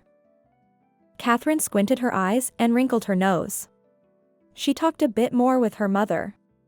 Amanda kept insisting that their helper was simply Danny, and in the end, Catherine herself began to doubt her words. That evening, Catherine and Amanda went to the city. They went to the movies, then to a cafe, and took a stroll along the main street. Throughout this time, Amanda occasionally thought about what her daughter had said, and it troubled her. She couldn't shake off the strange feeling. The next morning, Catherine left early to return to her own city. Amanda saw her off and then went to work. Catherine promised to visit more often. Amanda tried to forget her daughter's words, considering it all nonsense. When Catherine left, she struggled for a few more days, contemplating her daughter's words, but eventually pushed them out of her mind. Danny continued to come to Amanda's house, sometimes refusing to take money from her no matter how much she insisted, and sometimes helping with household tasks. Amanda often cooked for him, wanting to please him. She felt so strange when he undressed, washed his hands, and sat at the table. It was clear that he felt awkward being in her house, but his eyes burned so intensely that Amanda felt a heat inside her. Amanda didn't understand what was happening to her. She tried to resist, not paying attention to him, but she enjoyed conversing with this man who was a mystery to her. They never discussed deeply personal topics, but there was always something to talk about. Danny always had intelligent thoughts, spoke eloquently, and made sure not to make Amanda uncomfortable. He never stayed too long. When Catherine returned home, she couldn't find peace either. She recalled her conversation with her mother and thought about Danny, the helper whose name was Danny, and something didn't add up in this story. There seemed to be some mistake. Catherine regretted not asking Danny directly if he had any connection to a girl named Velma. Perhaps he was her uncle, for example, or maybe he was Velma's father's sibling. Catherine was so immersed in her thoughts that her live-in boyfriend couldn't help but notice her return in a gloomy mood. It concerned him. "Listen, maybe you can tell me what's going on. You've returned acting strange, something happened, and you just don't want to tell me," he asked her a week after her arrival. Catherine smiled and shook her head. "No, everything's fine. There's nothing I couldn't tell you," she replied. "Then tell me." Catherine sighed and told him about her concerns. "You say he resembles Velma's father. Why didn't you ask him directly if it's true?" the boyfriend asked, surprised. "I couldn't ask him directly. I don't even remember his name, and what would I have said to him? And are you coincidentally the same man who is Velma's father? He would look at me as if I were insane." The young man shrugged. "Don't you know Velma's father's last name? You're friends, you've been close for so long." Catherine scoffed. "How clever. Yes, I know her last name, but it's different. Her biological father died when she was born, and then her mother met another man. After some time, they got married, and that man became Velma's real father. She considered him her real father and loved him very much, as if she were his own daughter." "Why didn't Velma call? She would have told you his name," he questioned. "She's abroad, and she tried to contact her. She said she'll get in touch when she comes back, but she hasn't reached out yet." The young man shook his head reproachfully. "Listen, why didn't you search the internet? There must have been a lot of news about this case, and his name would probably have come up." Catherine blinked her eyes. "Oh, I didn't think of that, right?" The young man smirked, and Catherine started searching for information online. After a couple of minutes, she exclaimed, "Yes, here it is. I found it. His name was Scott." "Well, there you go. Call your mother and have her ask him if he happens to be Scott," he suggested. Catherine waved it off. No, she definitely won't do that. And it all seems silly somehow. I don't know why I got so fixated on him, this Danny. Maybe he really just resembles Velma's father, and I've made a big deal out of nothing. The young man nodded, agreeing with Catherine. "That's what I think too. Calm down and forget about it." And Catherine did forget. But she forgot until the moment her friend returned from Europe. Velma had been in Europe for work, sent there for a few months. She didn't particularly enjoy such long trips, but she had to follow the rules while working for that company. When Velma called her friend, Catherine was overjoyed. They immediately made plans to meet up. In the evening, they met at a popular youth restaurant, and they talked for a long time about their recent months. Catherine shared her plans to get married soon with her boyfriend, while Velma talked about life in Europe. It was fascinating to hear about Europe. Catherine laughed throughout the conversation because Velma had a great sense of humor. Velma couldn't stop talking for a long time. And when there was finally a small pause because Velma ran out of breath, Catherine smiled and said, "You're amazing. I don't even know what I would do if I were asked to go on a business trip so far away. But you. I'm proud of you because I've never met anyone more determined than you." Velma smiled. "My mom used to say the same thing," she said, but then her smile faded. "But I don't care about what my mom thinks. I wish my dad could be proud of me. It's such a shame." Velma didn't finish her sentence, but Catherine knew what her friend wanted to say. She wanted to say how unfortunate it was that her father couldn't see her. Frowning, Catherine stared at her wine glass, unsure if she should bring up the topic or if it was better not to say anything at all. Velma was easily hurt, and if it involved her father, it could shatter her. But everything needed to be clarified, and Catherine decided not to stay silent. Perhaps she would regret speaking up later, but it was better than keeping quiet. "Velma, there's something I wanted to tell you," Catherine said hesitantly. Her friend looked at her attentively, leaning forward slightly. "It seems serious, judging by how thoughtful you are. I hope it's not bad news?" Velma replied. Catherine shrugged, making an uncertain gesture. It was impossible to understand what she meant. "You see, something happened," Catherine paused, and Velma impatiently said, "Come on, don't tease me like that. I'm burning with curiosity. I want to know all the gossip you wanted to tell me." "I think I saw your father," Catherine said. Velma froze, paled, and stared at her friend. "What are you saying?" she said with a changed tone. "Sorry for saying this. Velma, I don't know if it's your father or not. I don't know. This person looks very much like your father. You've shown me so many pictures, and this person looks so much like him." Where did you see him?" Velma asked, licking her dry lips. "My mom moved to a small village after the divorce. There's a man who goes to help her with various chores in exchange for money. I visited her recently, and I met him there. My mom said he introduced himself as Danny, and he lives in the village.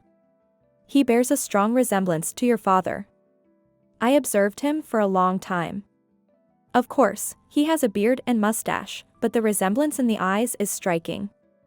I asked him about his family and other questions, but he didn't give me a definite answer. He said he doesn't have any relatives." Velma closed her eyes and took a deep breath. After a few seconds, she opened her eyes again and said, "Catherine, I need the address. I need your mom's address. I want to go to her place. I want to see this man who seemed like my dad to you. I need to see him." "Velma, I don't know if I should have told you this, but I thought you needed to know. I know you still haven't lost hope of finding him and hold on to every little clue.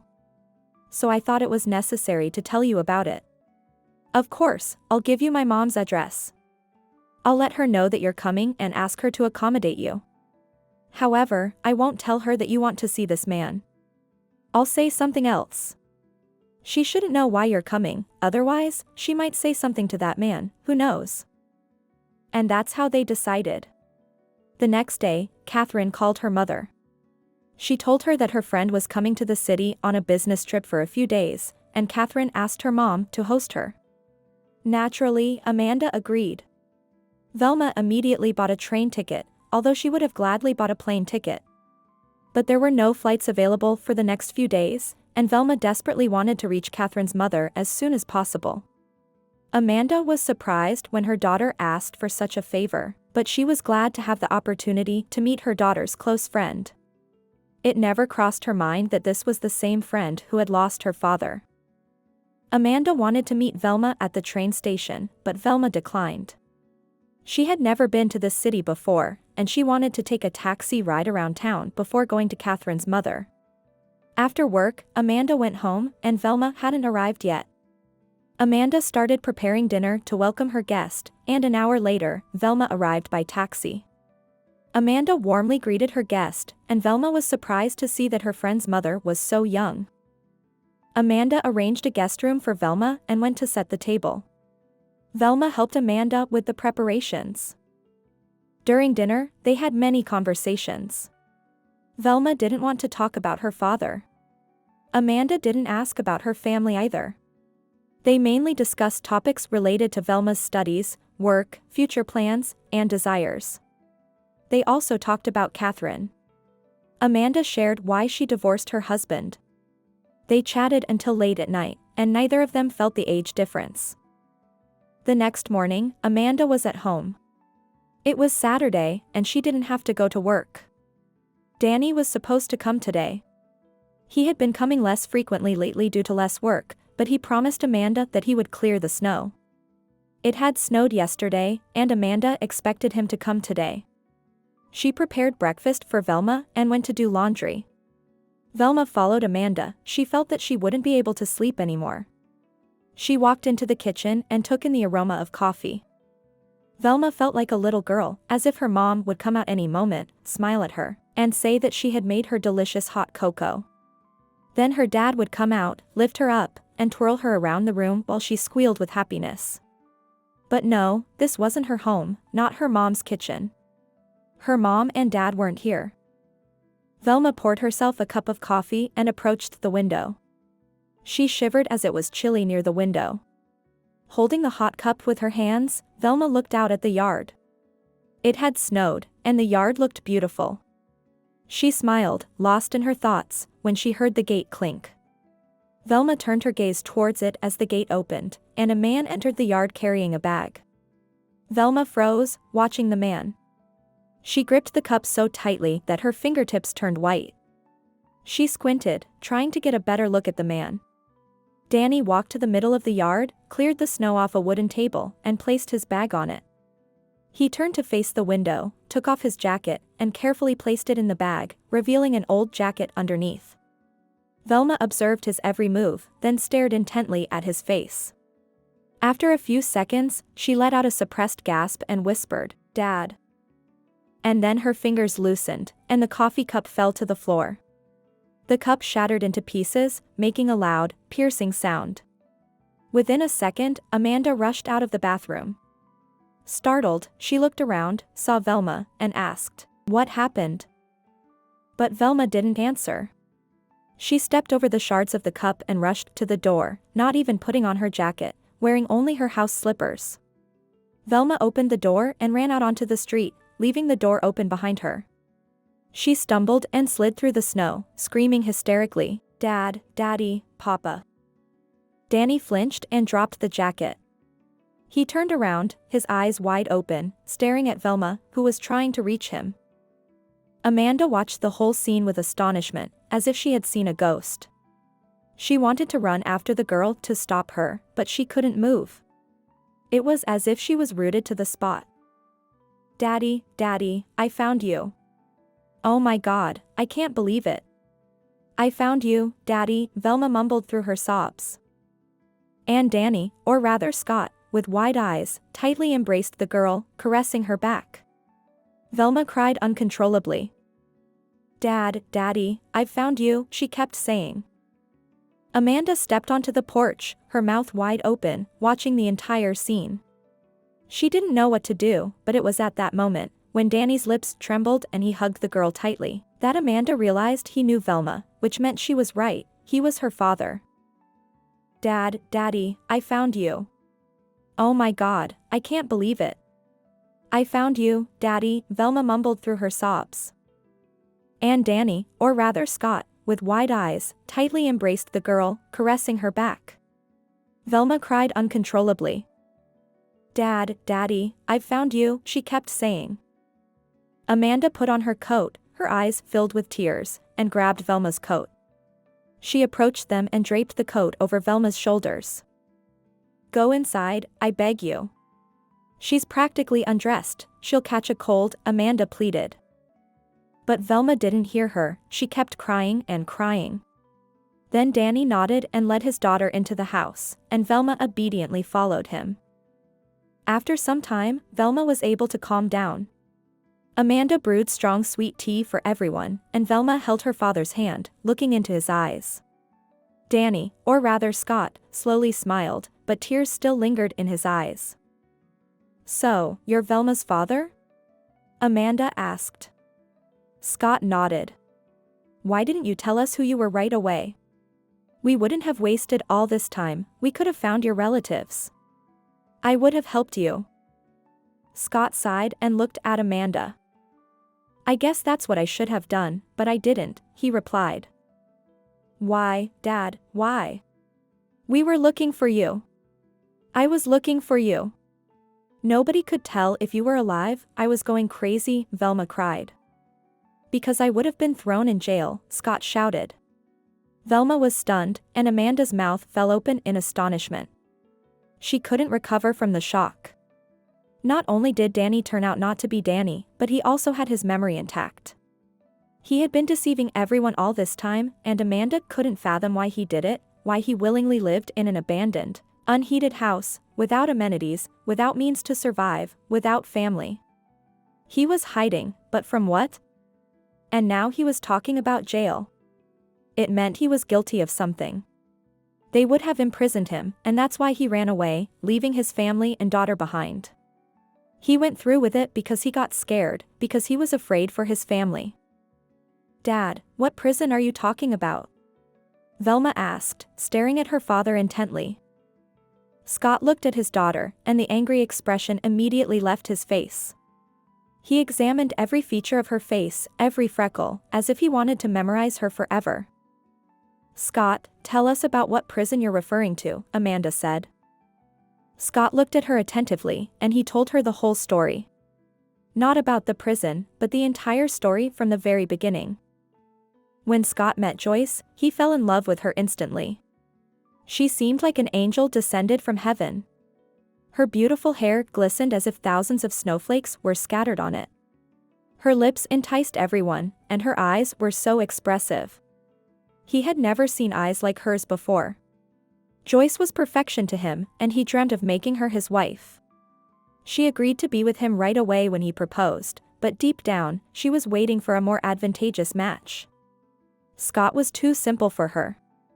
But Scott wouldn't be Scott if he didn't achieve what he wanted. He had recently graduated from law school, and he didn't plan to work in the profession, he wanted to start his own business. He hoped his father would help him, but after meeting Joyce, he realized he needed to act urgently. To achieve his dream, he did everything he could and more. Within a year, he opened his own law firm, established a good reputation, and became a successful specialist whom people sought out. And he started making money.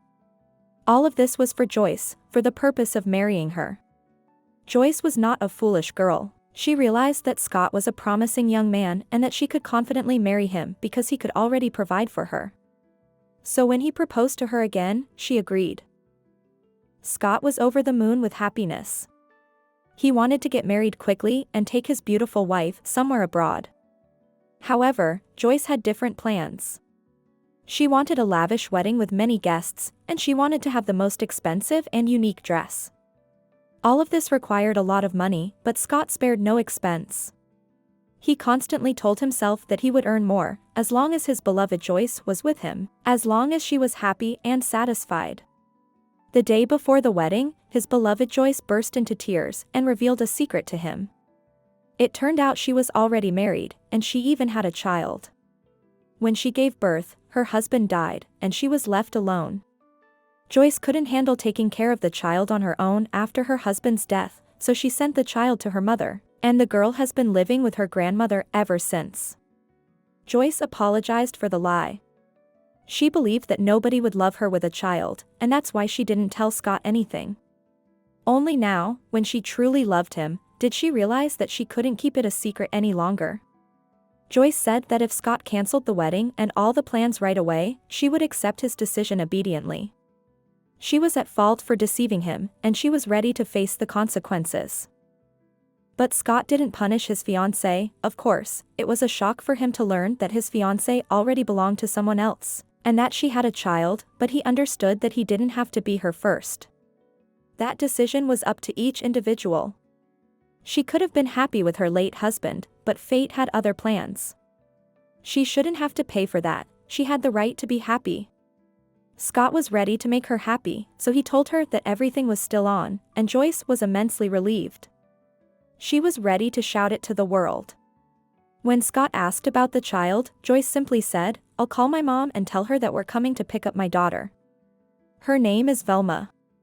She's a wonderful, well-behaved child, and you'll like her." They had a grand wedding. Scott wanted to go and get the child, but Joyce convinced him otherwise. She believed they should first take some time to relax. Scott listened to his wife, and they spent their honeymoon abroad before bringing Velma home. At first, the girl was afraid of her stepfather, but then, in a beautiful moment, she began to treat him as if he were her biological father. She even called him Dad. Scott was overjoyed. He loved the girl deeply. They never had children of their own, as Scott constantly discussed it with Joyce, but she always postponed the idea. Eventually, it was discovered that she couldn't have children. She didn't seem overly distraught by the news. After all, they had Velma. He considered her his daughter. Scott immersed himself in work to support his family and fulfill his wife's desires. It required a lot of money. That's why Scott was often not at home. He worked until late almost every day. When he returned from work, Velma would jump into his arms, and he would forget about his fatigue. Of course, Scott didn't forget about his wife either. Time went on. Velma grew up, and everything seemed fine. However, Scott struggled, realizing that he spent too little time with his family. He always felt like he and his wife were drifting apart, and it worried him. But he convinced himself that a little more time would pass, and the situation would change, their daughter would grow up, they would have more time for each other, and he would earn enough money.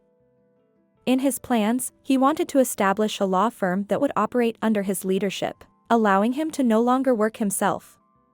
But all of this was still just in his plans. However, Scott had no doubt that he would achieve everything he wanted. Years passed, and their daughter grew up. She became independent and enrolled in university.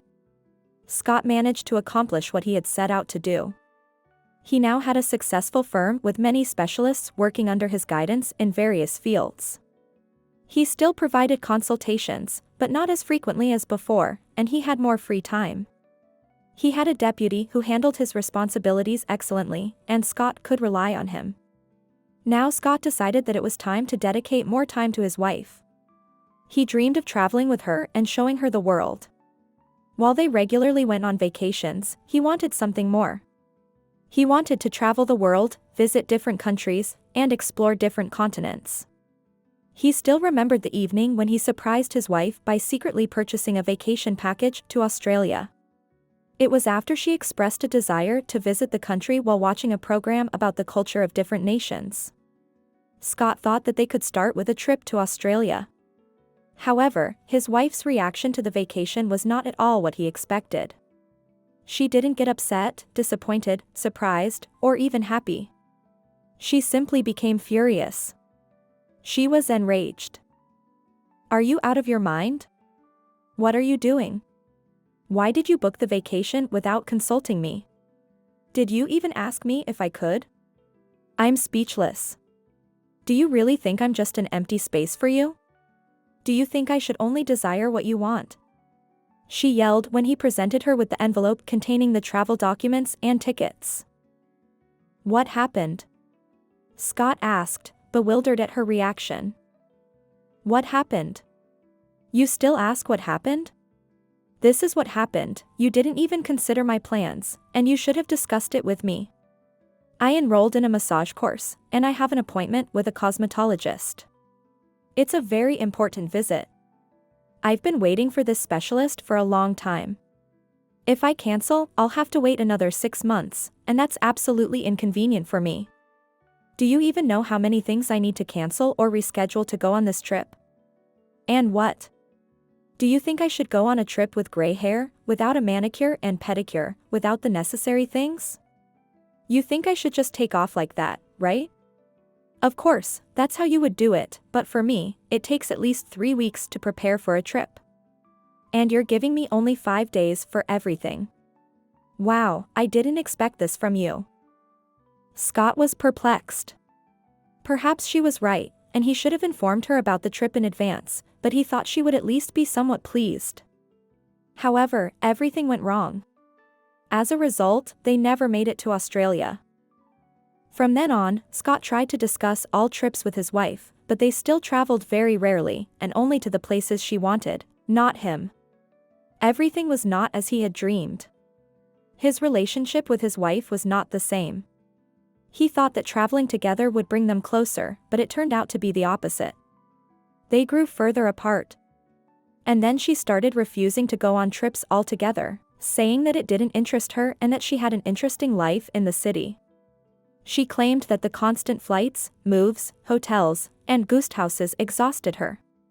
She became extremely tired and had to see various specialists after each trip to restore her inner well-being and health. Several times, Scott took Velma with him on trips when she wasn't busy with her studies. And during these trips, he felt truly happy. His daughter shared his passion completely. She loved wandering with him through the streets of unfamiliar cities, through mountains and deserted beaches.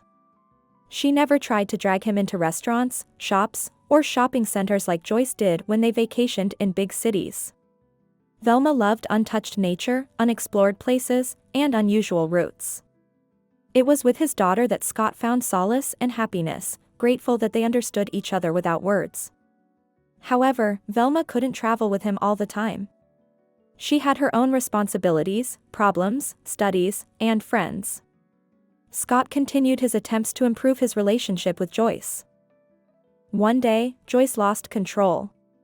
She practically told him to go away when he once again suggested going to the mountains. Enough. Don't you understand that I don't want to go anywhere? I'm tired of you constantly dragging me somewhere. Can't you just stay put? If you're so eager to go somewhere, go by yourself. Stop forcing me, she said, infuriated. That's when Scott realized that they had nothing in common. Maybe they did before, but not anymore. But he loved his wife and didn't want her to be unhappy by his side. If she felt so bad with him, then she should find her happiness elsewhere, and he wouldn't stand in her way. Joyce, let's get a divorce, he quietly said to her after she finished expressing herself. Joyce was taken aback. Her eyes widened, and she stared at her husband. In her eyes, Scott saw fear. He initially thought it was the fear of losing him, but it turned out to be something entirely different. He only understood this later. Why are you saying that? Why? Am I no longer needed by you? Don't you love me? Have you found someone else? Her voice carried panicked notes. No, of course not. I love you very much, and I need you. I only need you. But sometimes you act as if you don't need me. I don't want you to suffer, Joyce replied, forcing a smile that appeared strained. What? No, that's not it at all. I love you, and I need you. I really need you. I just don't really want to travel. I don't really enjoy it. Maybe I wanted it before, but now I've realized it's not for me. I want to be with you. I don't want to get divorced. They reconciled. For the first time in a long while, Scott felt that they had a normal conversation, and he thought that they would become closer after this. However, it didn't happen. Time passed, and they remained distant from each other. Joyce's behavior became strange. She even refused to go to restaurants with him, always citing some business to attend to. One day, Scott needed to be away from home for the whole day. He had 2 consultations and several important meetings planned. He scheduled everything for one day. Their wedding anniversary with Joyce was approaching, and he wanted to surprise her, but for that, he needed to be free. Scott told Joyce in the morning that he wouldn't be home until 7 p.m. She replied that she had her own things to do and wouldn't be available before that time either. She suggested meeting somewhere in the city in the evening to go to the shopping center together. Scott agreed and left, focusing on his tasks. After 2 meetings, he was supposed to wait for his first consultation, which was scheduled to start in an hour and a half. However, the client called and asked to reschedule the meeting for another time. Scott moved the meeting and now had 3 hours of free time. He decided to go home. While his wife was away, he wanted to take a few of her rings to determine the size of the jewelry he wanted to buy for her. In a wonderful mood, Scott headed home. When he pulled into the courtyard of their large house, he noticed that his usual parking spot was taken by another car. He thought it might belong to one of Joyce's friends, but he had never seen that car before. Perhaps it was someone among the new friends he simply didn't know. Scott entered the house and immediately noticed unfamiliar high-quality leather shoes. Next to them, a men's suede jacket was carelessly thrown on a poof. Scott immediately caught a whiff of a different men's cologne. He was stunned. He stood in the hallway, afraid to move, as horrible scenes raced through his mind, scenes he tried to block. He was ready to scream throughout the house. He looked towards the staircase leading to the second floor of their house. Silence filled the house. After a few minutes, Scott decided that he was behaving foolishly. His wife always loved changes and renovations. She adored constantly altering something in the house, whether it was new curtains, furniture, bed upholstery, or rearranging the grand hall. Perhaps these men's shoes and jacket indicated that she had invited some designer or renovation specialist. And why not? She was always consulting with someone, loved when professionals took care of things she could have done herself. Maybe she had invited someone for a consultation, and Scott simply wasn't informed. She did say she would be busy all day, just not specifying what she would be busy with, and he didn't bother asking. Scott calmed down slightly, took off his shoes, and walked into the living room, but there was no one there. He went through all the rooms on the ground floor, but he didn't find anyone. Then, Scott stopped at the staircase leading to the second floor. The second floor had their bedroom, Velma's bedroom, 2 bathrooms, walk-in closets, and his study. Which room could Joyce have taken the person she invited? His study was definitely not an option, only he worked there. The walk-in closet? It wasn't a suitable place for business conversations. That left only the bedrooms. Scott sighed and began to climb the stairs, listening for any unusual sounds. Only when he approached their bedroom, he finally heard them. Moans. Moans that Joyce was making. Anyone could tell what kind of moans they were, especially when they came from the bedroom. Scott stood at the doors of their bedroom, listening to the sounds that could be heard from behind the door. He felt so terrible, disgusted, and nauseated. His wife chose the moment when their daughter was away with her friends and he was at work. She chose this moment to have some fun. She was cheating on him, and he could never have thought of it. He was so sure she was the best, the most loyal, devoted, and loving. And she? She turned out to be nothing more than a monster, a hypocrite, a deceiver, a betrayer. And this happened after so many years of marriage. And this woman recently claimed that she loved him, that she couldn't live without him, that she needed him. It was all lies. Now Scott had no doubt about it, he understood everything. She was just pretending. He had always felt that something wasn't right between them, and now he knew why it was like that.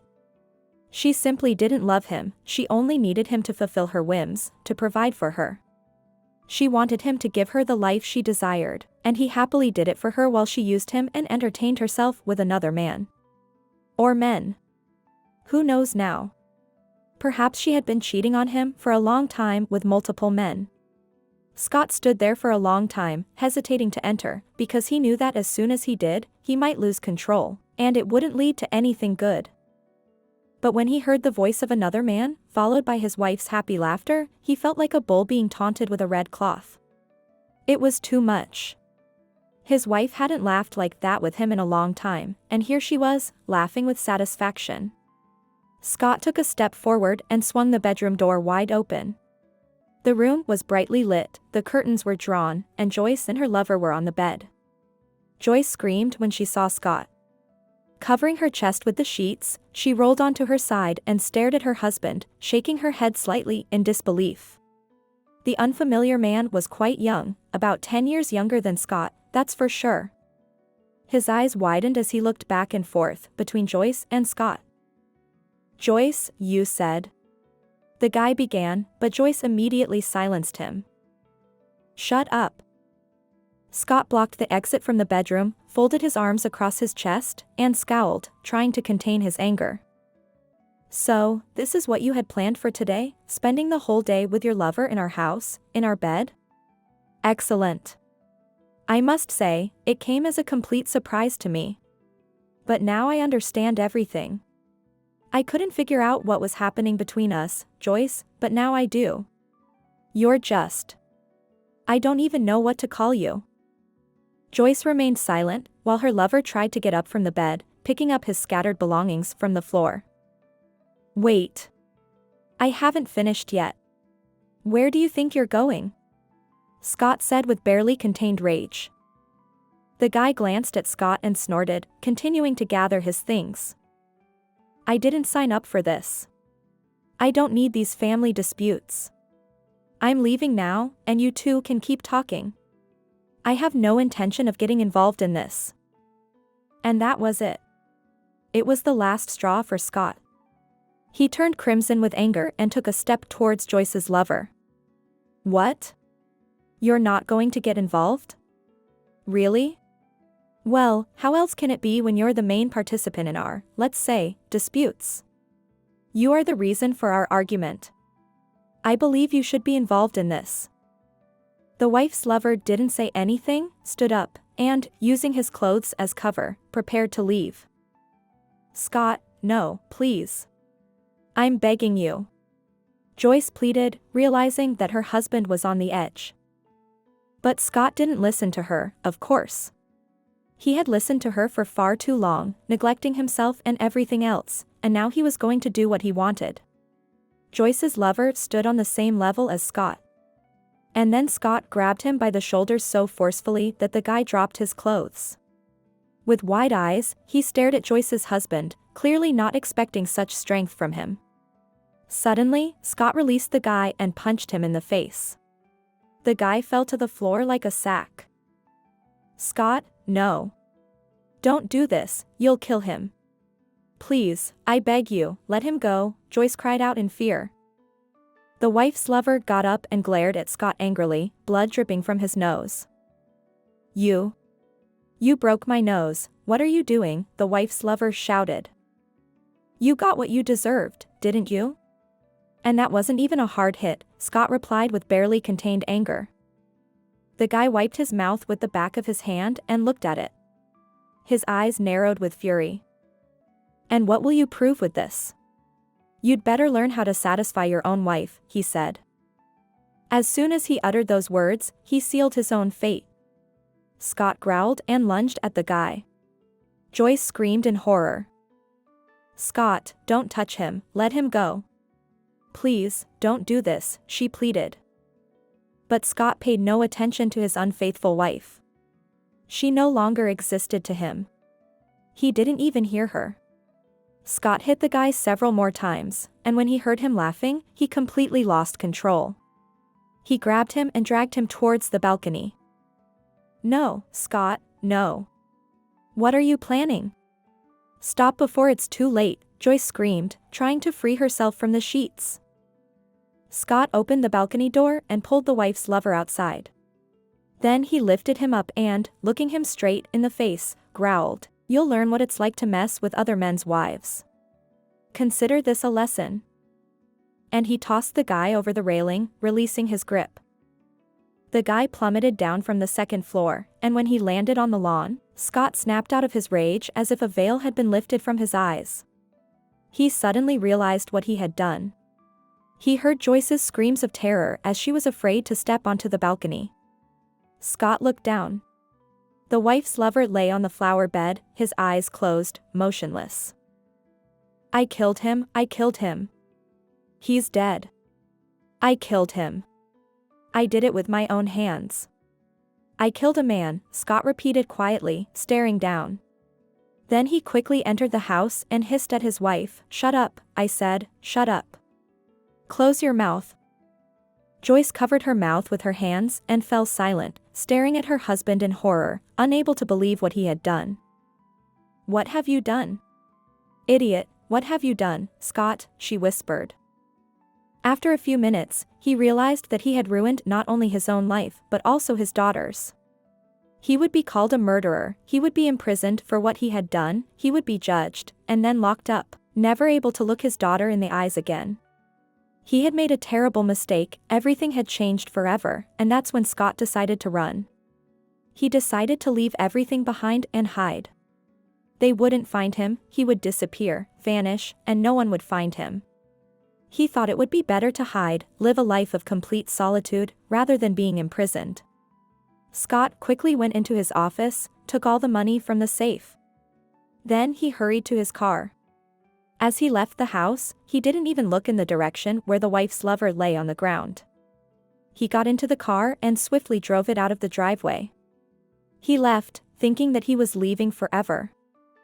Scott drove to a friend of his who lived outside the city. He parked his car in the garage and then explained to his friend that he was in trouble. The friend didn't say anything, didn't accuse Scott of anything, he silently listened to his friend and asked, "Do you need help?" Scott sighed, unsure of what he needed. "I don't know. I need a couple of days. Can I stay with you?" Scott replied. The friend had no objections. For nearly 4 days, Scott checked the news, social media, but found nothing about the incident. There were no reports about him killing a man or anyone searching for him. His name didn't appear anywhere, as if nothing had happened. Scott concluded that it was all planned. He believed that his wife wanted revenge and intentionally blocked all news to outsmart him. And when he would think that everything was fine and return home, the police would grab him, handcuff him, and send him to prison. Scott had no intention of falling into that trap. He would rather disappear forever. He threw away his phone, deciding it was better to cut off communication than to risk being found. Then Scott started thinking about what to do with the car. He came up with a plan to make it seem like he was dead. He didn't know how it would all work out, but the main thing was to create the appearance of an accident. Scott orchestrated an accident where his car supposedly veered off a cliff. Coincidentally, the car got stuck in a tree. But Scott didn't care about the details. The important thing was that the accident seemed plausible, and then he left. For some time, he wandered, moving from place to place, hitchhiking and paying for rides. He distanced himself further and further from his hometown.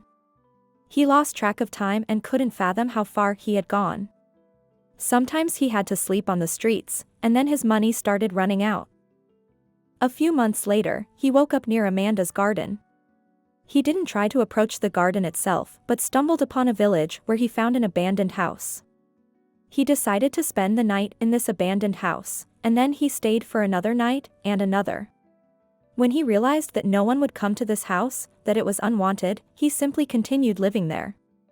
Eventually, he began venturing outside. When his food and supplies ran out, which he had carried in a large backpack, he had to leave. He spent his last bit of money, unsure of what to do next, and that's when he met Rosa, who helped him.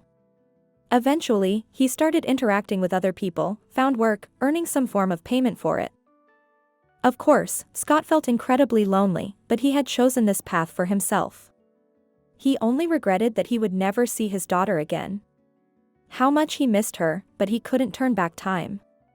What's done is done. For the rest of his life, he planned to go with the flow, to be at the mercy of circumstances, without doing anything to fix it. And there was nothing to fix. Nothing could be undone.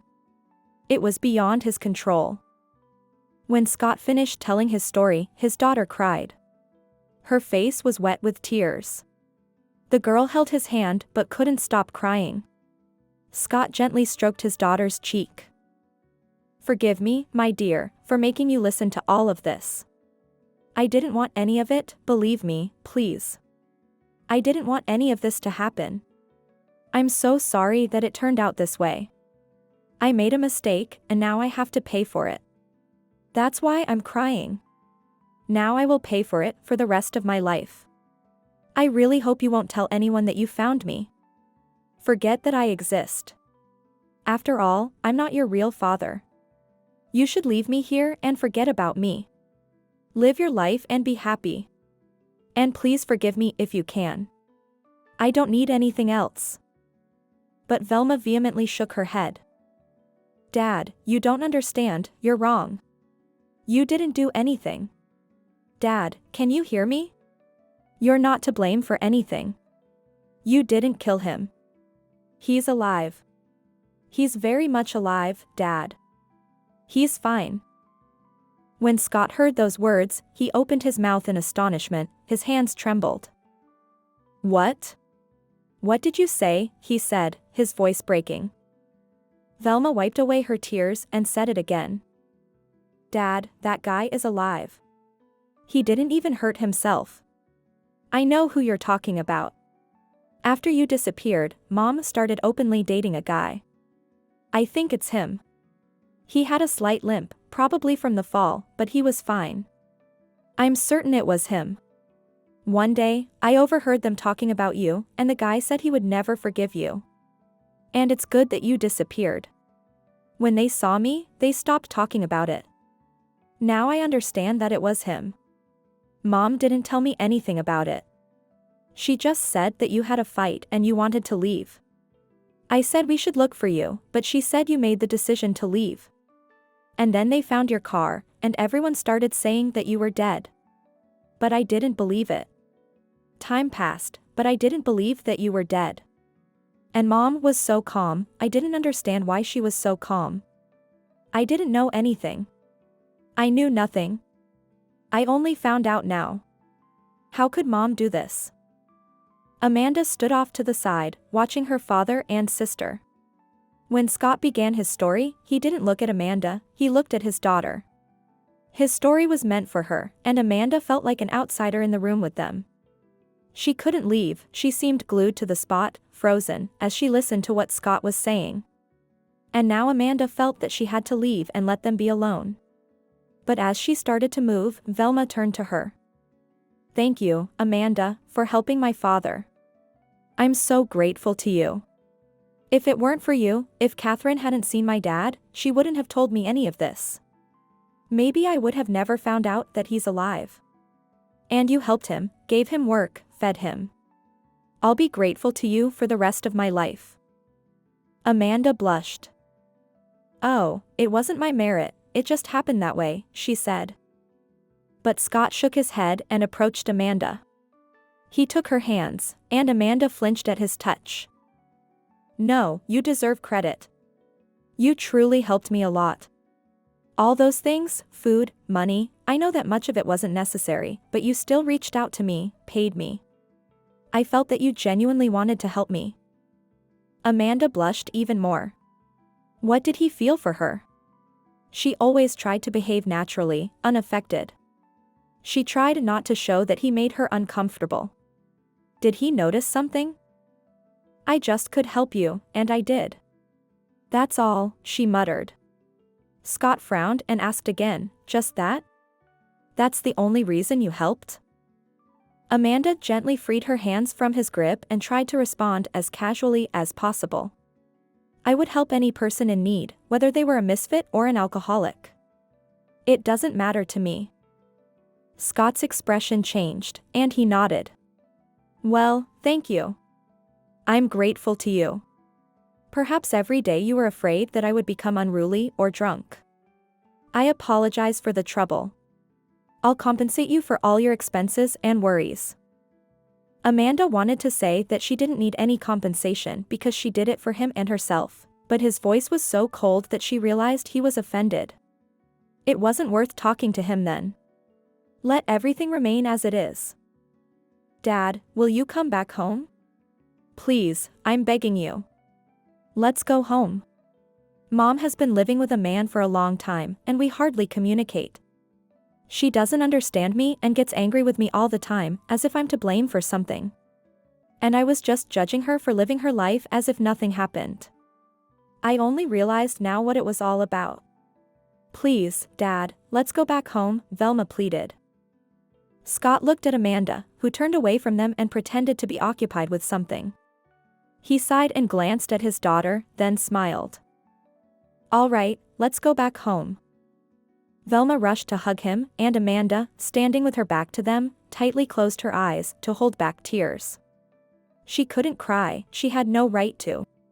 So what if her heart ached? So what if she felt so bad? So what if she didn't want to let him go? All of this would pass.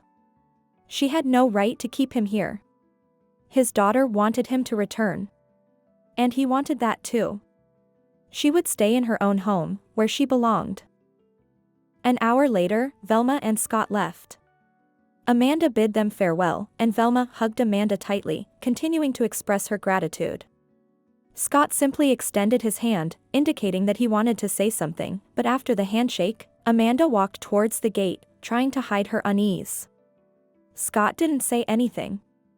When they drove away, Amanda felt so lonely, like she had never felt in her life. It was as if she had lost something special and valuable to her.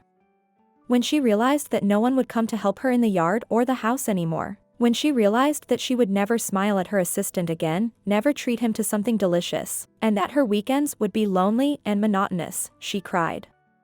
She cried bitterly from loneliness, hurt, and emptiness. Amanda stood in the middle of the yard, looking around sadly. She remembered how excited she was about the private house when she first moved here. But now she didn't even want to go outside. Several months passed after Velma and Scott's departure, and Amanda didn't even want to remember how bad she felt. She cried the whole day after they left. It took her a long time to calm down, and her colleagues at work noticed that something was wrong with her. She used her bad health as an excuse. Amanda managed to recover, but now she realized that her own home, which had once brought her so much joy, didn't bring her any joy now. She even intentionally delayed going home from work to avoid returning too early. Being at home made her nauseous, and nothing brought her happiness. At first, she tried to spend time in the yard, doing something, but she only thought about Scott. He had done so much for her that everything reminded her of him, and Amanda stopped going outside. She tried to occupy herself with books, but couldn't bring herself to read a single one. At night, she couldn't sleep properly because she kept thinking about everything, analyzing her own behavior, trying to understand if she did the right thing.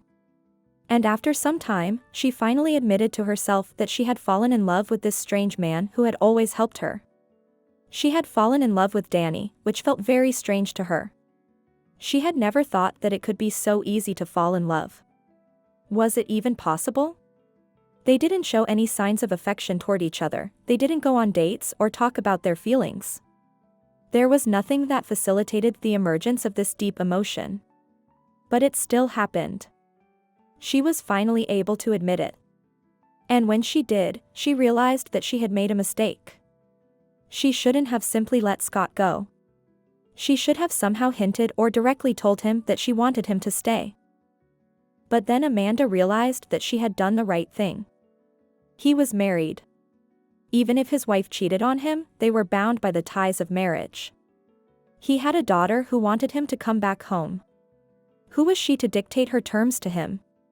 How could she put him in a position like that? On what grounds could she ask him to stay?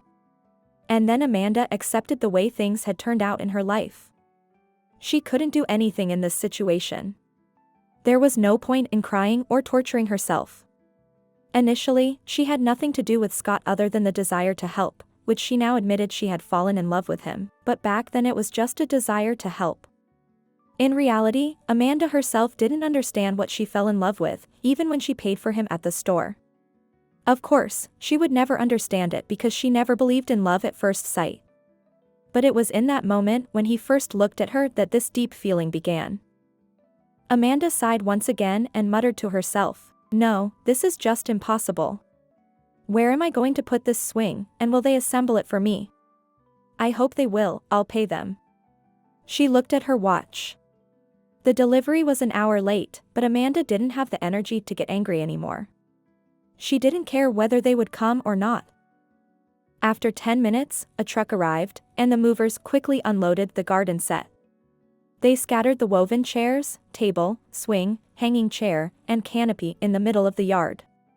Amanda didn't even have time to react before the movers demanded payment for the delivery. Perplexed, she counted out the necessary amount, handed it to the movers, and asked, "Does the assembly come with this, or is it paid separately? Will you be able to assemble everything today?" The movers exchanged glances and smirked. One of them took the money from Amanda and replied, "Darling, assembly is not included. This payment is only for delivery. We won't be assembling anything, it's not part of our duties. You should have arranged that at the warehouse. They might have people who do that, but we don't. We're done here, just sign the documents." Confused, Amanda signed the delivery document and bid the movers farewell. Within a minute, they were gone. Amanda stood in the middle of the yard next to the pile of everything they had delivered, almost on the verge of tears. And what am I supposed to do now? Why didn't she think about assembly when she placed the order? Why didn't she ask about it right away, clarify? Why didn't she think about it when she ordered everything from the catalog, where everything was assembled and beautifully arranged? Amanda felt powerless, but immediately straightened her shoulders and tried to gather herself. She could do it, she could do everything. So what if she was alone? Aren't there plenty of single women out there? Couldn't she do at least something herself? "I can do it, I definitely can," she muttered. She went into the house, washed up, fixed her hair, and changed her clothes. If she was going to deal with assembly, she needed to wear something comfortable. After some time, she stepped outside, raising her head proudly, and walked to the shed. She brought out all the tools she had, not knowing which ones would be useful. She didn't even know what she needed for assembling garden furniture. She sat down on the bench she had brought from the shed and started reading the instructions. After 10 minutes, she realized that she didn't understand anything. Then she spread her tools in front of her, opened one package with bolts and various parts. She tried to find a tool that could be used for screwing everything together, but had no idea how to make sense of it all. She fell into despair once again, but quickly reminded herself not to give up. "So, don't lose heart. You can do it, you've raised 2 children. It can't be harder than raising kids," Amanda said to herself. She resumed studying the instructions, and after half an hour, things started to make sense. She felt a sense of relief, and then she heard a car pulling up directly to her house. The engine shut off, followed by the sound of a door closing. Amanda furrowed her brow, thinking that maybe the movers had changed their minds and returned, realizing they could make some extra money. That would be nice. As someone knocked on the gate, Amanda smiled. Yes, that must be it. Although the car didn't resemble a delivery truck. Amanda hurried and ran to the gate, opening it with a light smile on her lips. But it wasn't the movers, it was an unfamiliar man. Amanda frowned and asked, "Hello, what do you want?" The man didn't answer. Amanda looked at him closely, and when she looked into his eyes, she was struck as if by an electric shock. "Oh my God," she whispered. The man smiled faintly. Amanda had never seen his genuine smile before because it was always concealed by a thick beard and mustache. "Hello, Amanda," he greeted her. Standing before her was Scott, although Amanda didn't recognize him right away because he had shaved, without the beard and mustache. He looked so different, younger, and she couldn't recognize him at all. Only his voice and eyes remained the same. "Hello," she muttered, unable to tear her gaze away from him. He had arrived in a black SUV, dressed in a blue sweater and black jeans. He wore white sneakers, and this image was so unusual, not fitting the image of Danny, who came to help her almost every day. Now he looked like Scott, the lawyer during his non-working hours. Scott smiled again, slightly embarrassed, and Amanda felt a shiver run down her spine. His smile was just as enchanting as his eyes. Standing next to him, Amanda felt like a country bumpkin in her old tracksuit. "Can I come in, or are you busy?" Scott asked. Amanda couldn't respond properly right away. "No, yes, you can. But I'm busy." "No, not busy." "Come on in," she said, letting him in while hiding her face. She cursed herself for acting like a fool. Scott entered, immediately turning to face her, but Amanda didn't notice. She closed the gate and turned around, only to bump right into him. Oops, she stepped back, but he held onto her. They stood there in silence, gazing at each other. You look strange, very different. It's not like before, Amanda said, trying to lighten the mood, and immediately mentally scolded herself for the silly remark. Scott let go of her and replied, yes, different is an understatement. How have you been, Amanda? Amanda shrugged. Everything's fine. How about you? Things are good at the office. But my soul isn't with me. Everything's fine for me, but I realized my soul stayed here. When he said that, Amanda felt strange, as if she had heard some good news but was afraid to rejoice, so as not to jinx it. Amanda, I think you understand what I mean. I came here to tell you that I can't be without you. Amanda let out a faint gasp and went weak in the knees. What was he saying? She couldn't even dream of such a thing. But was she understanding him correctly, or was it all just her imagination? From the moment we met, you've captured my soul. If someone had told me that I would spend the rest of my life in that abandoned house, I would have agreed, just to see you every day. You made me forget who I am. With you, I was just Danny, a lonely man with no money in his pocket. Yet you treated me as if I were an important person in this world. You cared for me, worried about me. I fell in love with you, Amanda. I was afraid to admit it to myself because I had nothing to offer you. I was nobody, I couldn't treat you the way you deserved. And now. He paused, then continued, I divorced as soon as I returned home. I realized that I felt nothing for my wife. I must say, it hurt her. She didn't expect such indifference from me, but I didn't care anymore. I only thought about you. And I know I have nothing to hope for. You simply pitted me, and I couldn't claim your heart. That's why I left. I left to put my affairs in order and then come back to you. I debated for a long time whether to come or not, but then I decided that if I didn't come and tell you about my feelings, I would never forgive myself. And even if you dismiss me now, mocking me, at least I'll know that I tried. Amanda suddenly started crying. She approached Scott and embraced him, and he let out a relieved sigh. He realized that his feelings were reciprocated, and a weight lifted from his soul knowing that his trip wasn't in vain.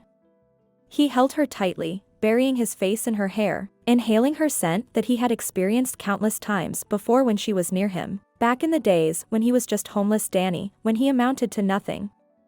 She cried as well, burying her face in his shoulder, feeling his embrace, and her tears flowed even stronger. Eventually, he couldn't bear it and gently pulled back, holding her by the shoulders. Why are you crying? Are you feeling unwell? Did something happen? He asked with concern. Amanda looked at him through her tears. What could she say to him? That she was crying tears of happiness? That she was so incredibly glad he had come, that he loved her, and that he wanted to be with her? No, she couldn't tell him that right now. Instead, Amanda looked at the set of garden furniture. I'm crying because nobody can help me, she said. Scott looked puzzled. What do you mean? Amanda nodded towards the pile of tools on the asphalt. Before, there was a kind man who used to come to me, his name was Danny. He helped me with everything, I could rely on him. He was capable of doing everything. But now there's no one to help me. I feel very upset, Amanda said. Scott looked at the scattered furniture on the asphalt, a spark ignited in his eyes. He immediately rolled up his sweater sleeves and asked, why hasn't anyone assembled it? Weren't they supposed to do it? Amanda shrugged. I don't know, I really don't know. Well, can I help you? Would you allow me? Scott asked earnestly. Amanda wiped away her tears, finally ceasing her crying. Of course, only you can help me now. But let's settle the payment right away. I look at you and understand that I'll have to pay you more. You're no longer homeless, she said with a smile. Scott smiled back and sat on the bench. This time, a kiss from you will be enough for me, Scott replied. Amanda blushed. And she realized that she no longer needed other helpers. She understood that she would never be alone again. She realized that today was the best day of her life, and she thanked fate for such a gift. She was grateful for finding her happiness. An amazing story, isn't it? Thank you for listening till the end. I sincerely hope that you truly enjoyed it. Don't forget to subscribe to the channel and rate this video. See you in the comments and in new releases.